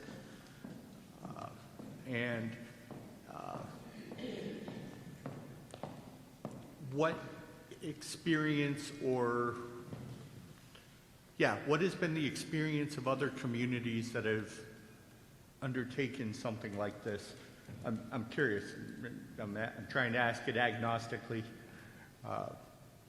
We did mention that there's multiple towns that have worked together on their own thing. That's not this. But are there other towns that maybe have led the way in something like this that we can learn what their experience has been? Thank you. Kim Kleiner, Town Administrator. I'm going to take part one of your question and ask Emily to speak to part two. The website that will be designed for Litchfield Community Power will be a dedicated site just for that use. There is no cost to the municipality for that website or the design of that website, but it is specific to the Litchfield Community Power Plan. So it will have all the information that you need at any time to reach anyone, should you need to opt in or opt out. But there is no cost to the town for that site or the maintenance of such site. Hello, I'm Emily Manns, and I'm with Standard Power. We are the company that helped Litchfield, the committee and the town, build the plan that you see before voters. And so I just want to say, as a company, we've been in business since 2010 doing regular energy brokering and services, energy services, and we're now working with 29 communities in New Hampshire on community power. So Litchfield, while your plan can stand alone, we can price Litchfield on your own. We can also build you into a group of towns purchasing together. That still means that it's an individual decision and contract, and timing, all of those decisions remain with the town. I believe, and then your other question is the website is, we build and maintain the website for the town. All the costs are in the program. And I believe, does that cover all of your questions? My other question was, is there other experience from single towns, and has it worked out favorably, not favorably? Lessons learned, anything, pitfalls? So our first 4 programs launched in June of 2023. So while there are probably 75 communities in New Hampshire looking at community power, there's about 24 that have launched. Keene, Swansea, Marlborough, and Wilton was our first group, and they just chose to group together to go to launch, and so far, so good. I mean, program's working well. The rates are, so it's competitive, stable rates for customers. And today we're asking about having voters support the program in general, whether you think you would participate or not, so that to provide more options for customers that find this option attractive. Good day. Ronald Blinas, 15 Riverview Circle. Hear yourself talking. I think the project is excellent, and I commend the work that's been done so far. I know there's a lot of work that goes into things such as this. My question is the expectation that the contracted rates would be lower than Eversource typically has? But it was noted that you can opt in, or at some point there may be a case where Eversource might resent something. So my question is, how do you, as a customer, or as we'll call an individual, see the different comparative rates? Is that something on a monthly basis that's presented? Is it something that is projected for the next 3 months? How does that show up so that people can see that and respond to it? Do you understand what I'm asking? I do, yes. Okay. So first I'll explain that thank you. The contracts are typically between 18 and 30 months. So the program would have stable competitive rates over a period of time, typically 2, 3, or 4 periods when the Eversource rate will change. So the Litchfield Community Power Program rate would stay the same, and Eversource will go up and down. So we can't predict Eversource's rates. They may go below the program rate at some point. We just can't promise that, but we do, these programs are successful for long-term savings over the contract period. They levelize the cost over a period. They let you know you can budget over a longer period than 6 months for the Eversource rate. So, but these are stable competitive rate options versus not knowing what your rate's going to be in 6 months with with Eversource default or with competitive supply. And if the program does go, or the program will stay steady. If Eversource rate goes below the program rate, customers are free to leave or join or change products in the program. I should have asked, is that like on a monthly basis then? So the website will be updated when rates are updated. So the program rates would be updated at the beginning of the contract and stay the same for whatever the contract period, 18, 30 months, whatever the best rate we can get. And then Eversource rates on the website will change so you can see the comparison every 6 months when the Eversource rate changes. Okay, thank you. Hi, Ray Lamar, 134 Talent Road. A lot of people are locked into competitive power right now, and you can't opt into this program until your contract is over. Is there a penalty for not joining right away? Or because there was something up there that said, like a couple slides ago, about you're going to be on competitive pricing or something like that. Maybe you could talk about that? Let me find it. Marketplace, right? Yeah, Marketplace, that was it, yeah. So if you're currently on competitive supply, you're not eligible for automatic enrollment, but you can opt in. And what you would want to do is call your current competitive supplier and ask if you have early termination fees. And they're obligated to be truthful about that. So if you have no early termination fees, you can join the program when it launches if the rates are favorable, if you want to. You don't need to wait till the end of your contract if you have no early termination fees. So that's a little flexibility there for you. If you wait to the end of your contract and then join after that, the rate is the same for you. You are welcome to join at the end of your contract as well. Okay. Any idea what the percentage of residents in town are with Eversource or with some competitive company? So typically it's about 10%. I should know that. I could actually figure that figure. We did a survey, and so we know, at least for survey respondents, I believe it was higher, like 15 to 20%, because the Eversource rates were so high. So a year ago, the Eversource rates were 22 and 20 cents. So more people tended to try their hand at competitive supply. But So you're saying only about 15% are in competitive supply? right, yes. Yes. Seems kind of low. And the reason is that competitive supply contracts, when they renew, if you don't call them, sometimes renew at really high rates. So that's not community power. That's a benefit of community power, is the consumer protections of a municipal program. That this isn't, we don't offer you an introductory rate and then change the rate. We offer you the best market rates we can get. Right, thank you. May I add one thing to that? I'd like to add one thing to that. I asked the same question about what that meant. If I'm going to make up a number, say we have 3,000 people and they go out and get a contract for the 3,000 people roughly, all of a sudden a business moves into town that all of a sudden may be taking a lot of electricity. They really weren't there at the beginning, right? We don't want to have that kind of a problem. So if you join a little bit late, that could be why you're paying the market price value at that point. Any other questions, comments? Okay, seeing none, Article 14 will be on the warrant. Sorry, where is it? Oh, come on down. Angela Duprat, 5 Runisa Avenue. I have a couple of questions. Who are the members of the local energy committee? Why was the vote by the selectmen 3-0 instead of 5-0? And how long have you been working on this? It just seems to be awfully quick. The people need to really learn about this, not just get it shoved at them at warrant time. So the initial plan was brought to the Board of Selectmen last spring.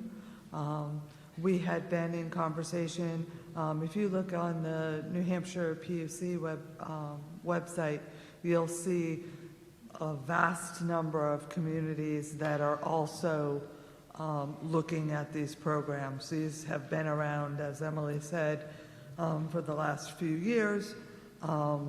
we started our conversations with Standard Power probably about a year ago now. It was brought to a Board of Selectmen meeting. They gave a presentation in a public meeting. The board then decided to designate a Litchfield Energy Committee, and they did that. That has a school board representative. It has a selectman representative, Selectman Queenan, and it has 4 citizen representatives, and you can find them all on our website, on the Litchfield NH website under Energy Committee. And it also has myself and Finance Director Karen White there as support to answer any of their questions. We have had members of Standard Power at each meeting. All of these meetings are on YouTube, and you can go back and you can view them all. They all have meeting minutes, which you may review at any time.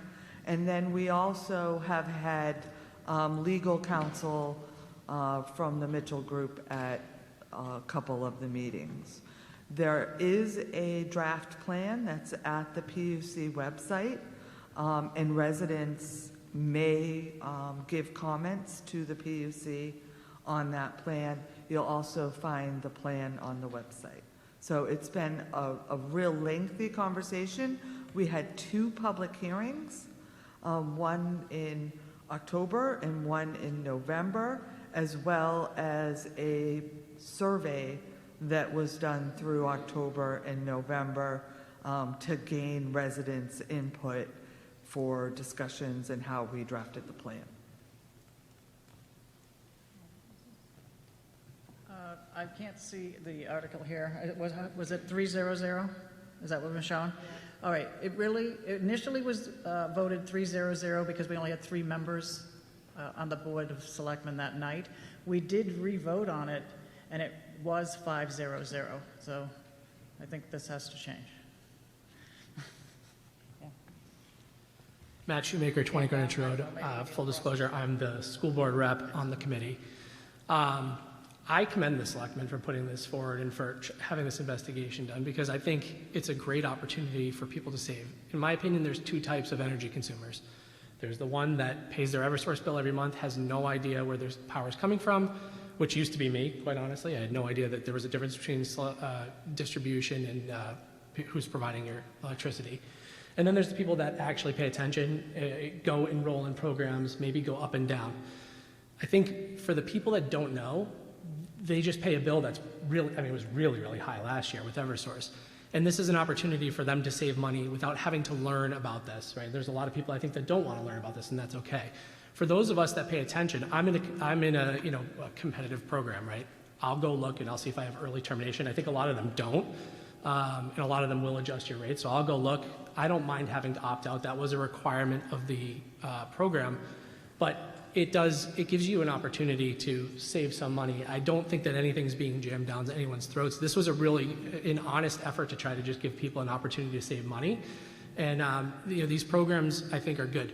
Typically, if Eversource is supplying your energy, you'll see that they're not super competitive compared to everyone else because they're the default, right? So if you don't pay attention to it, that's who you're getting your energy from. They don't need to be as competitive as these other companies that are providing electricity on a competitive basis, so that they need to have their pricing, sort of be attractive for you. So I think that this is a great thing, and I thank you for putting this forward.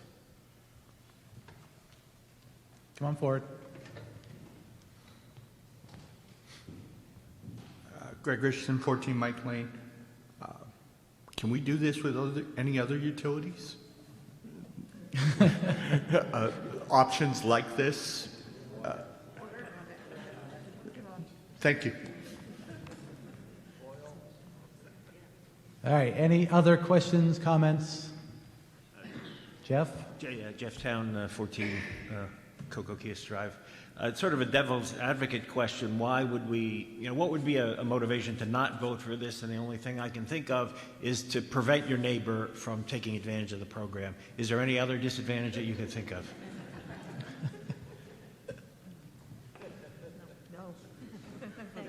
go up for the camera.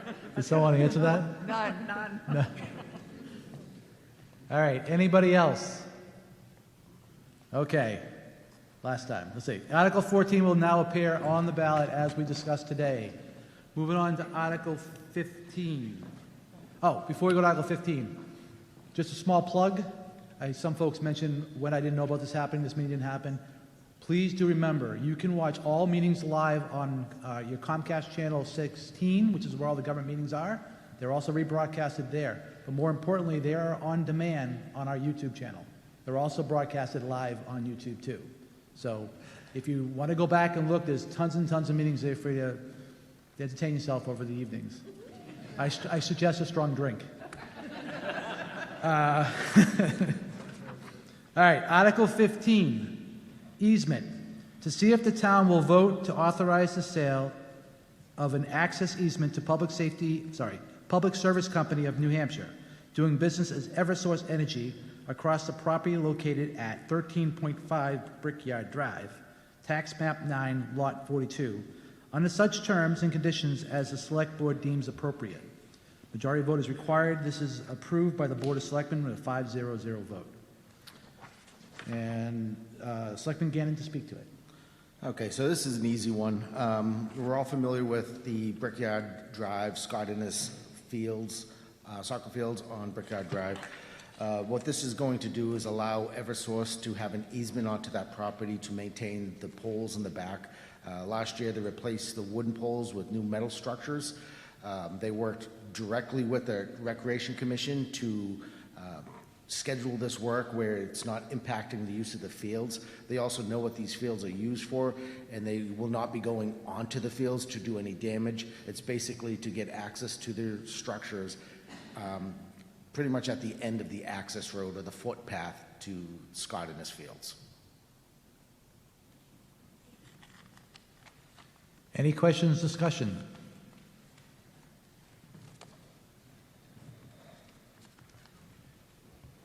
Hi, I'm Linda Lascelles, and I'm at 13 Brickyard Drive.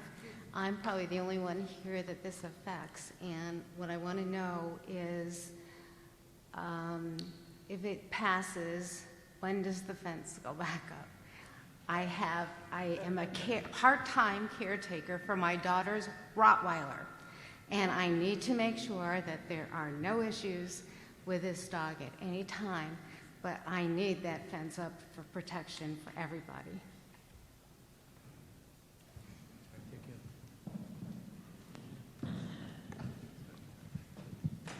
Thank you for the question. And so the town and Eversource had agreed in a fence that would be put up. This would be at Eversource's cost. So Eversource would provide the fencing. The fencing is chosen. The fencing is quoted. The problem that we came to is the easement has to be approved by the legislative body. So we expect if the town votes for the easement, then we will work with Eversource to put up the new fence this spring.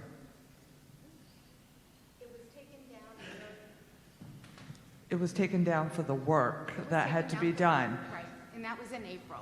Right, and we fully expected that we would have the fence up. The fence was chosen, the fence was priced, all the arrangements were worked between Eversource and Recreation and Highway. The problem that we came to is the easement has to be approved by the town, by the legislative body, before we can put the fence up. Okay, and that will be in March, so then I can expect it. Again, it's a safety issue. I realize. I can expect it in April. Eversource is waiting. We are all just waiting to see what happens on the warrant article, and it is chosen and priced and ready to go. Okay, and thank you. Any other questions? Seeing none, Article 15, the easement will appear on the warrant as we discussed today in March. Moving on to our last piece of business for today, Article 16, which is by petition. to see if the town will reduce budget 01-4241.20 code enforcement and 01-4411.10 health department to $1 annually. In the case they have been paid more than $1 at the time of the vote, further payment will be immediately suspended, the new level to be enacted immediately. This is not recommended by the Budget Committee, which was 171. And who's the petitioner to speak to this? When you can go up to the mic and introduce yourself. That microphone right there, please, sir. Introduce yourself, your address, and then you can talk to your petition.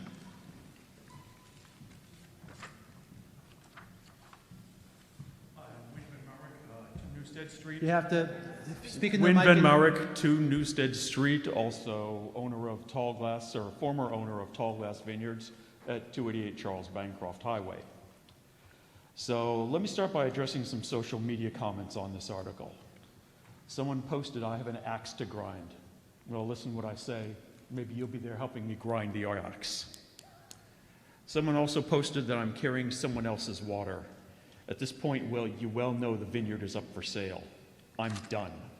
But the definition of community is people who help each other.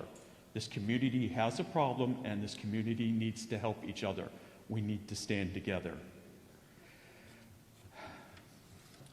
I'm done, but many other Litchfield residents still need to deal with this situation because the town leadership refuses to do so. I don't want to be here. I really didn't want to do this. But unfortunately, our local government will not, so we citizens have to. First of all, this petition was signed by 47 people. It wasn't just me, okay? More people would have signed the petition, but they were in the middle of projects or wanted to start projects, and they were concerned about retribution. They saw what we went through, and I don't blame them one little bit. For others, I'm sorry I couldn't get to you. I ran short of time. I'm confident I easily would have had over 100 signatures. So this is not just about me. There are many people who are upset. If you don't believe it, go look on Facebook on Litchfield What's Up or Litchfield What's Not Up. There are 24 comments about different people saying that they have similar issues. This is an ongoing problem. I'd like to take this chance to applaud one person who signed my petition who flat out said, "I don't agree with the way you're doing this. I agree it needs to be done, and I'd like to say thank you to that person."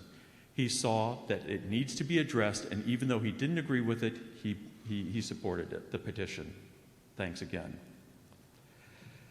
This town has used the excuse that they don't know anything about the building inspector issues because nobody came forward to make a complaint. First of all, they had the knowledge that we had been having this problem for over 2.5 years. If it was a once and done kind of thing, I would allow the excuse that they didn't know, but it was 2.5 years. We're almost up to 3 years now at this point.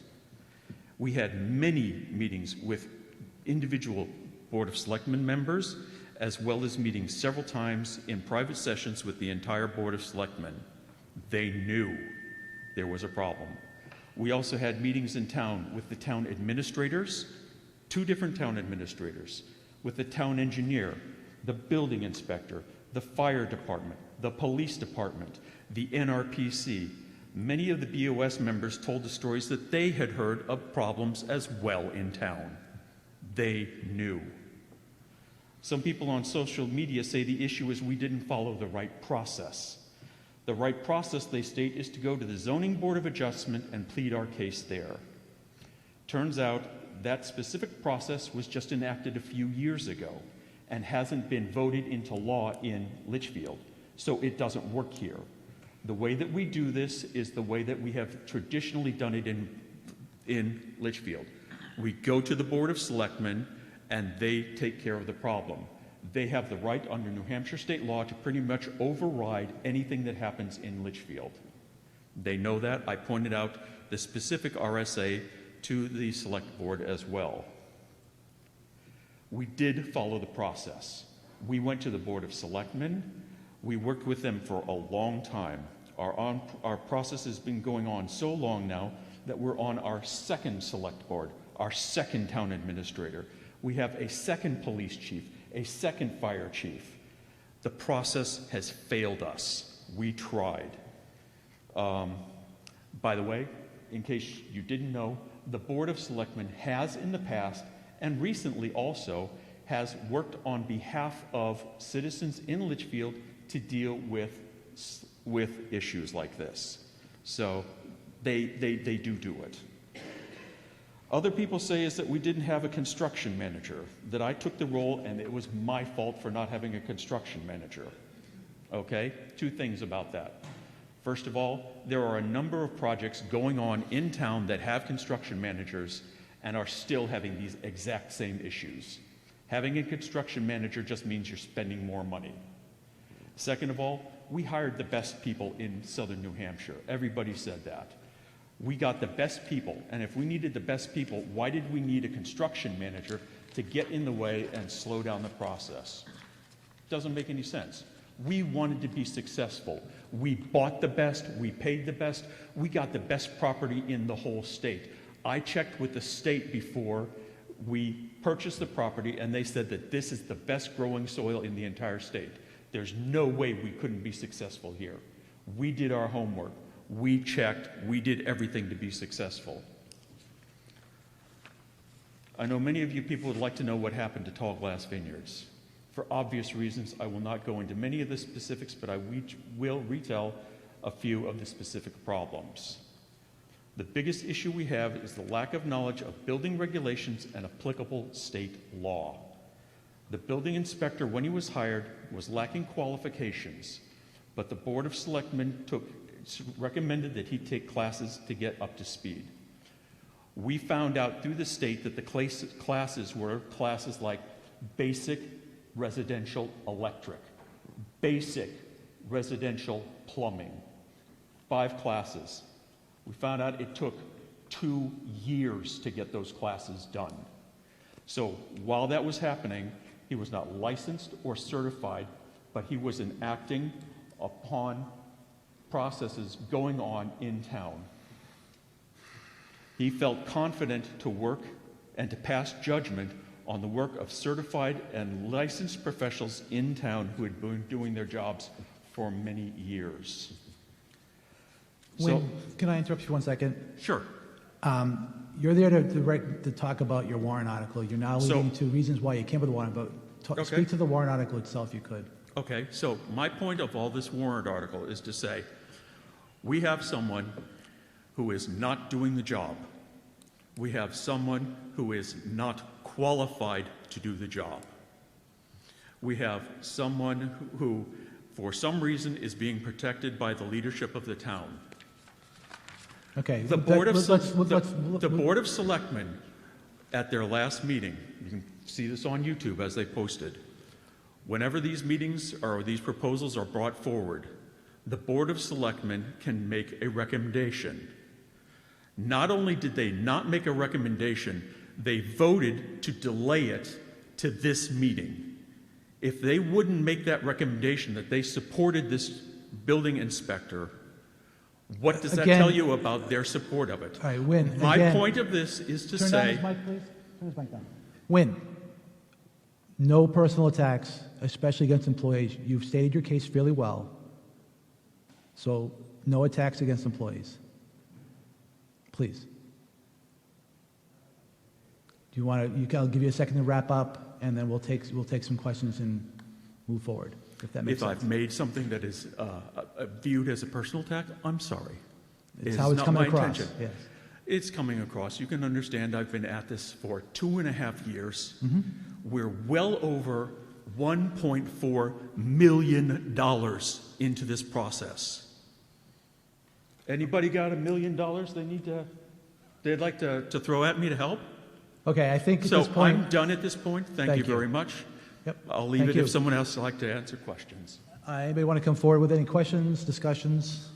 I'd like to make amendment to the motion to amend Article 16 by petition to reduce the budget 01-4241.20 Code Enforcement Officer to $98,137 and to 01-4411.10 Health Department to $1,784 annually.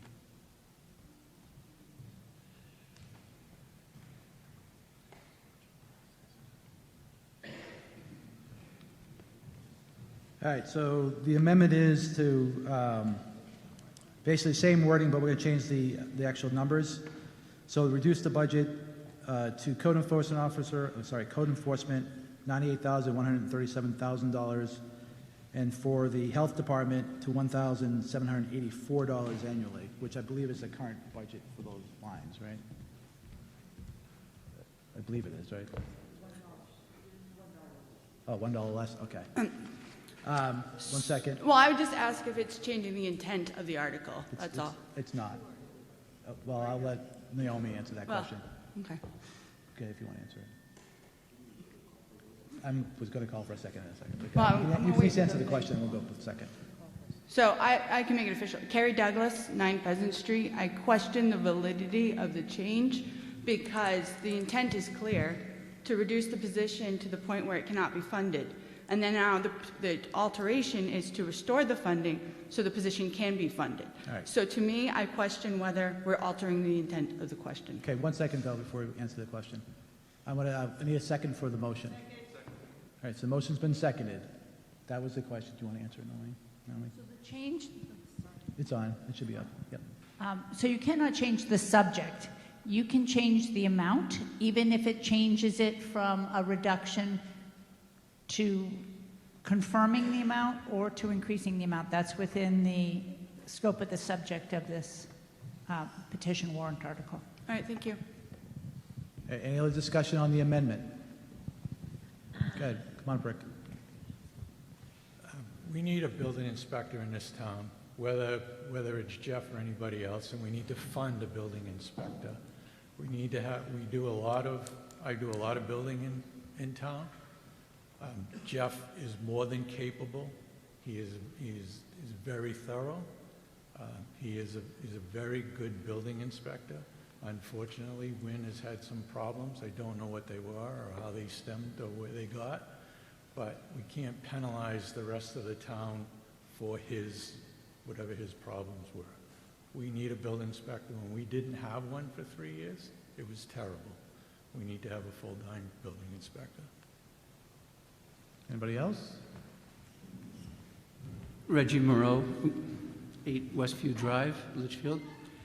I'm also a builder here in town. I've been building here for approximately 30 plus years. I've got several projects going on in town now. I work closely with building inspectors throughout the state. I can only say that my experiences here have been very professional. If there's ever any questions, the research is done, the information is brought back, and then we complete things according to what is correct. We have to remember that a building inspector is bound by the ordinances in the town and by the building codes adopted by the town. He doesn't have the flexibility to go outside of those realms, and some people get upset when that happens. That's just part of the process. But his job is to bring forth those things that aren't according to those ordinances and codes. That's what he does. I find him doing that every day. I find that everywhere else. As far as knowledge goes, across the country, most building departments and building inspectors are below the 2015 code. New Hampshire's got a 2018 code. They're all catching up. They're all catching up now. And they're helping all us builders out as well as they get caught up. Jeff has been a very good resource. I would like to see that continue. Thank you. Renee Thoreau, 311 Charles Bancroft Highway. I support keeping Jeff as a building inspector. I have had my issues in building and getting a gas station approved in this town. It's very well known. And I agree with Mr. Moreau that I found Jeff to be very competent, very insightful. If he doesn't know, he checks it, gets back to me. I do feel for Mr. Quinnen. I'm sorry that it had to go the way it did for him. I don't know all the issues to that. But based on my own experiences, and I'm in construction all over New England. I deal with building inspectors all over New England, and they are needed. It's not a if you need it, it's you do need them. So I support keeping him in, and I hope he'll keep it as a current state of salary. Thank you. Name and address. Carl Frank, 253 Charles Bancroft Highway. To give a little bit of background, I'm a licensed architect. I've been a code official in the city of Manchester for 24 years. And my question is basically, what is this going to, what is this going to result in? Basically, if it's defunded, then the town, in order to comply with state law, is going to have to find the money from somewhere else to pay this. Because just because we've amended this line item to 0, that does not waive our responsibility to enforce the New Hampshire State Building Code. So we're going to need to do that somehow. I would like to, this may not be the appropriate forum to mention this, but I would like for our town to have appoint a Building Code Board of Appeals the way that the Building Code spells out, because an issue like this could have been resolved within a few months instead of waiting for as long as it has. I wish we would do that. We have one in Manchester. We actually haven't had a Building Code Board of Appeals case since, I believe, 1984. I wasn't working there then. I'm not sure how accurate that is. But we could really use that here, and I think that a lot of these problems that we're having would be resolved much quicker than what we've seen if we could do that. Thank you.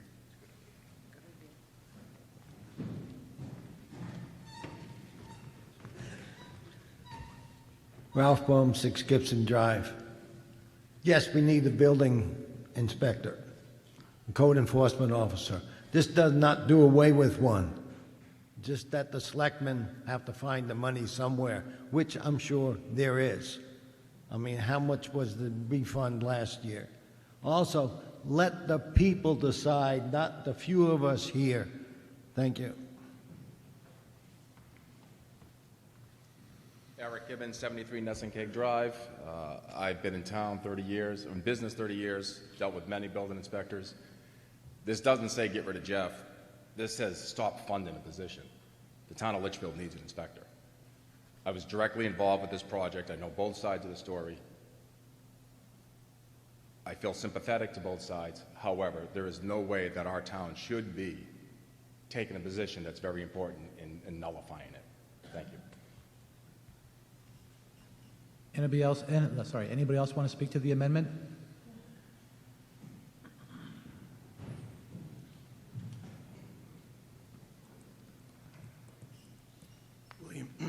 William Barrett, 53 Pilgrim Drive. Is there a reason why there isn't a selectman's recommendation? And it seems like this issue has been brought to the selectmen, so why don't they have an opinion on recommending or not? Chairman Leary, you want to? Thank you.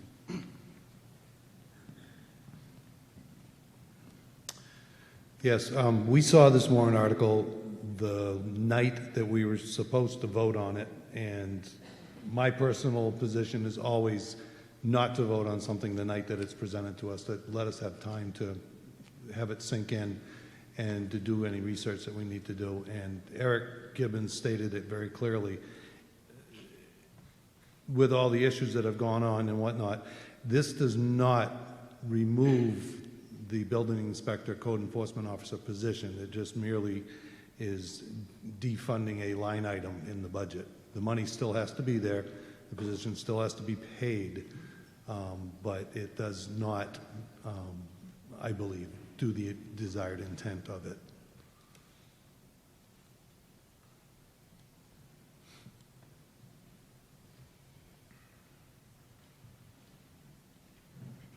Stephen Dion, 6 Leary Drive, Litchfield. Looking at this, I've been a resident in Litchfield over 30 years. I see a personal axe being ground here. I'm not sure if I enjoy it that much. My brother was a former building inspector. It just, I don't know, personal axe, I think. I think the town needs a building inspector. Thank you.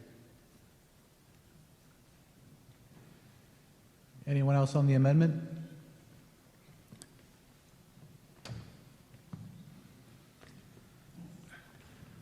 The petition is obviously interesting, and it attempts to deal with a question that has been lingering with a particular individual. I'm trying to look at it from what's going to be viewed as when it's voted on later on, and somebody just goes into the voting booth, and what's this all about? My personal opinion is the petition doesn't do what it's intended to do. I'll go back to Mr. Leary's comment about the selectmen apparently have not had action on it. I assume they will. But we've made an amendment to fund this back up, I guess, to the current level. My question is, do we have the authority here to have the petition withdrawn from consideration? Is that a possibility? My understanding is no, right? It can't, the petition warrant article cannot be withdrawn, right? Not at this point. It's already on the warrant. And once you have a petition warrant article with 25 signatures, it has to go on the warrant, but it can be amended at this meeting or not. And to that point then, what is the, and I think Carrie Douglas, in fact, she's coming up, what is unclear for me as a voter is what is the intention of this? It is, the difficulty is it does not eliminate the code enforcement officers. I think that's been clear. So it is so confusing and so potentially ineffective, or whatever you want to call it, that I'm trying to find out how you could amend this to bring some clarity to it, because the issue just seems to be not able to be understood. So, thank you. Carrie Douglas, 9 Pheasant Street. I think regardless of how this vote plays out, that the message has been sent, and I hope that the Board of Selectmen hears it. The fact that we had a resident who felt necessary to get to this point means that there's a problem that has not been addressed. And I sincerely hope that you hear that message and institute that board that apparently is supposed to exist but doesn't. So regardless of how people vote here, take the bigger message. There's a problem that needs to be fixed, so fix it. Thank you.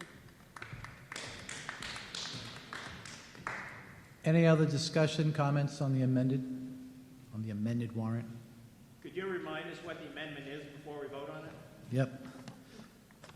See if I can blend this all together here. 1 second.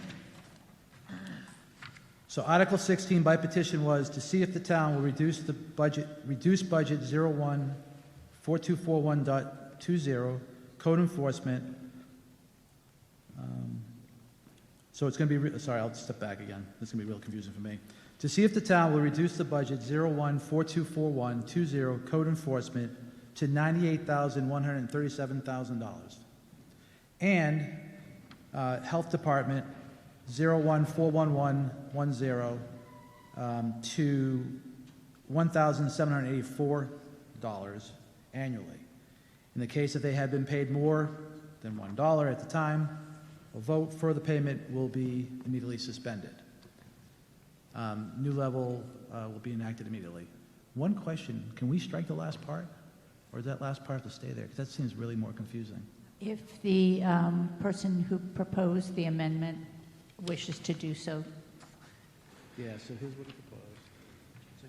You just have to preserve the subject of the amendment. Only if they do that and the second agrees. So do we want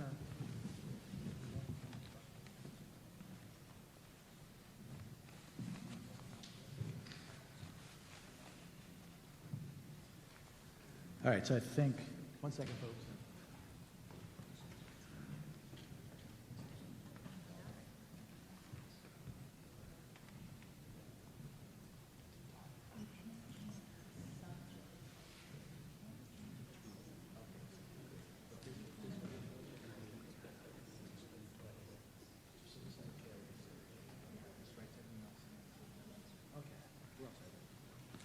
All right, I'm the newbie guy. Sorry, guys.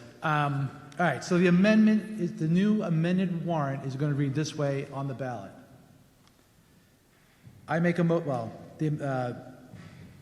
by petition to reduce the budget 014241.20 code enforcement to $98,137 and 01441.10 health department to $1,784 annually.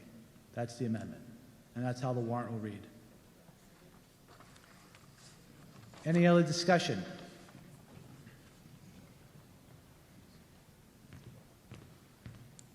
Tim McFadden, 31 Woodhawk Way. We don't have a copy of the budget here, and if I may comment that maybe next year we should have copies of the budget at this meeting. But what are the current line items in the current budget for these two items? Mr. Moderator, I have that.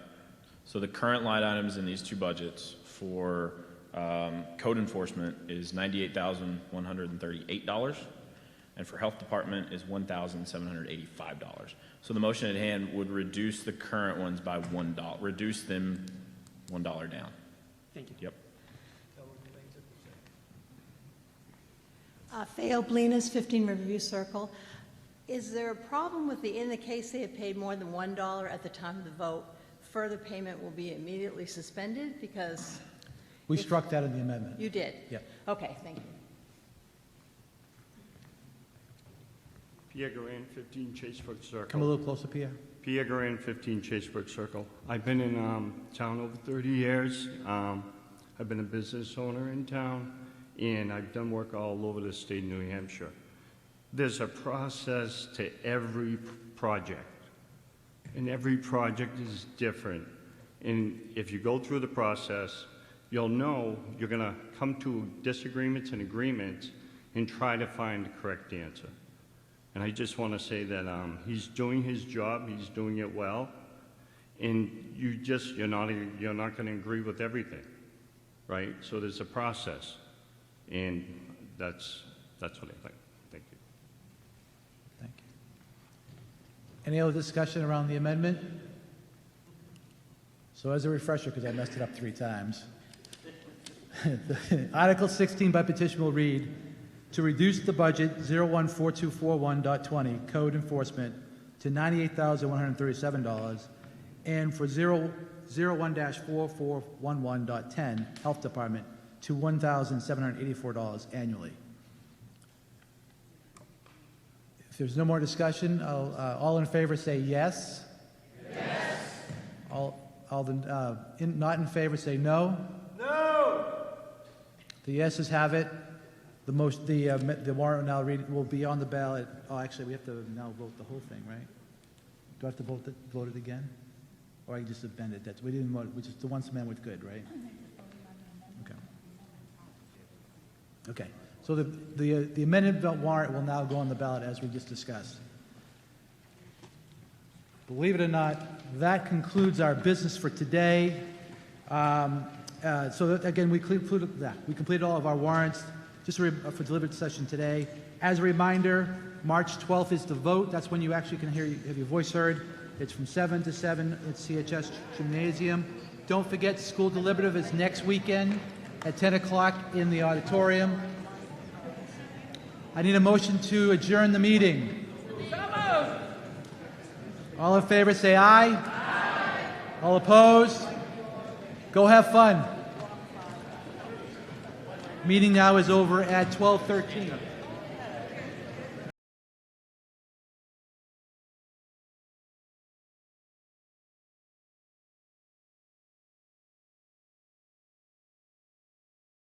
Afternoon, welcome to a special edition of the Litchfield Board of Selectmen. Just finished town deliberative, and we have a couple of items we need to re-vote. The first one is the operating budget. Shall the town vote to raise and appropriate as an operating budget, not including appropriations by special warrant articles and other appropriations voted separately, the amounts set forth in the budget posted with the warrant or as amended by the vote of the first session for the purposes set forth therein, totaling $7,887,574. Should this article be defeated, the default budget shall be $7,874,828, which is the same as last year with certain adjustments required by previous acts of the town of Litchfield or by law, or the governing body may hold one special meeting in accordance with RSA 40:13, 10 and 16 to take up the issue of a revised operating budget only. Estimated 2024 tax rate impact. It's 9 cents. It's not 9 cents anymore. No, it is. It's not gonna be 4,000. 9 cents. You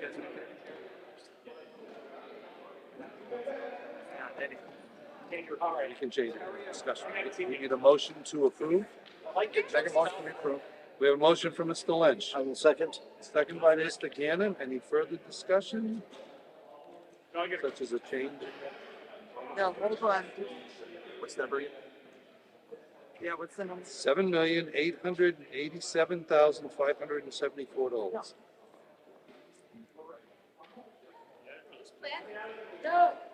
The current tax rate impact is 9 cents.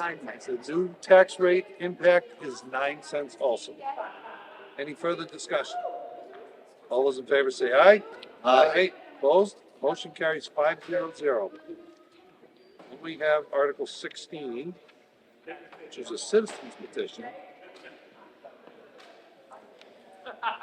By petition to see if the town will reduce budget 01-4241 period 20 code enforcement and 01-4411.10 health department to $98,137 and $1,784 respectively.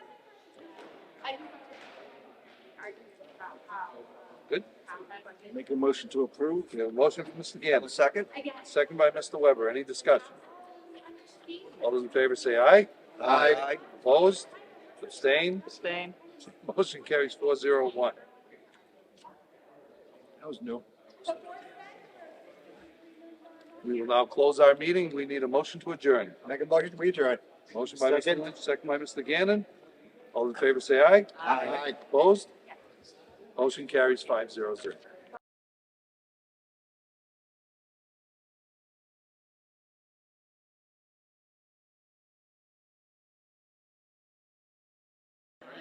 All right, good afternoon, everyone. We've just completed town deliberative, and the budget committee has a couple of articles that we need to revote based on changes that were made today.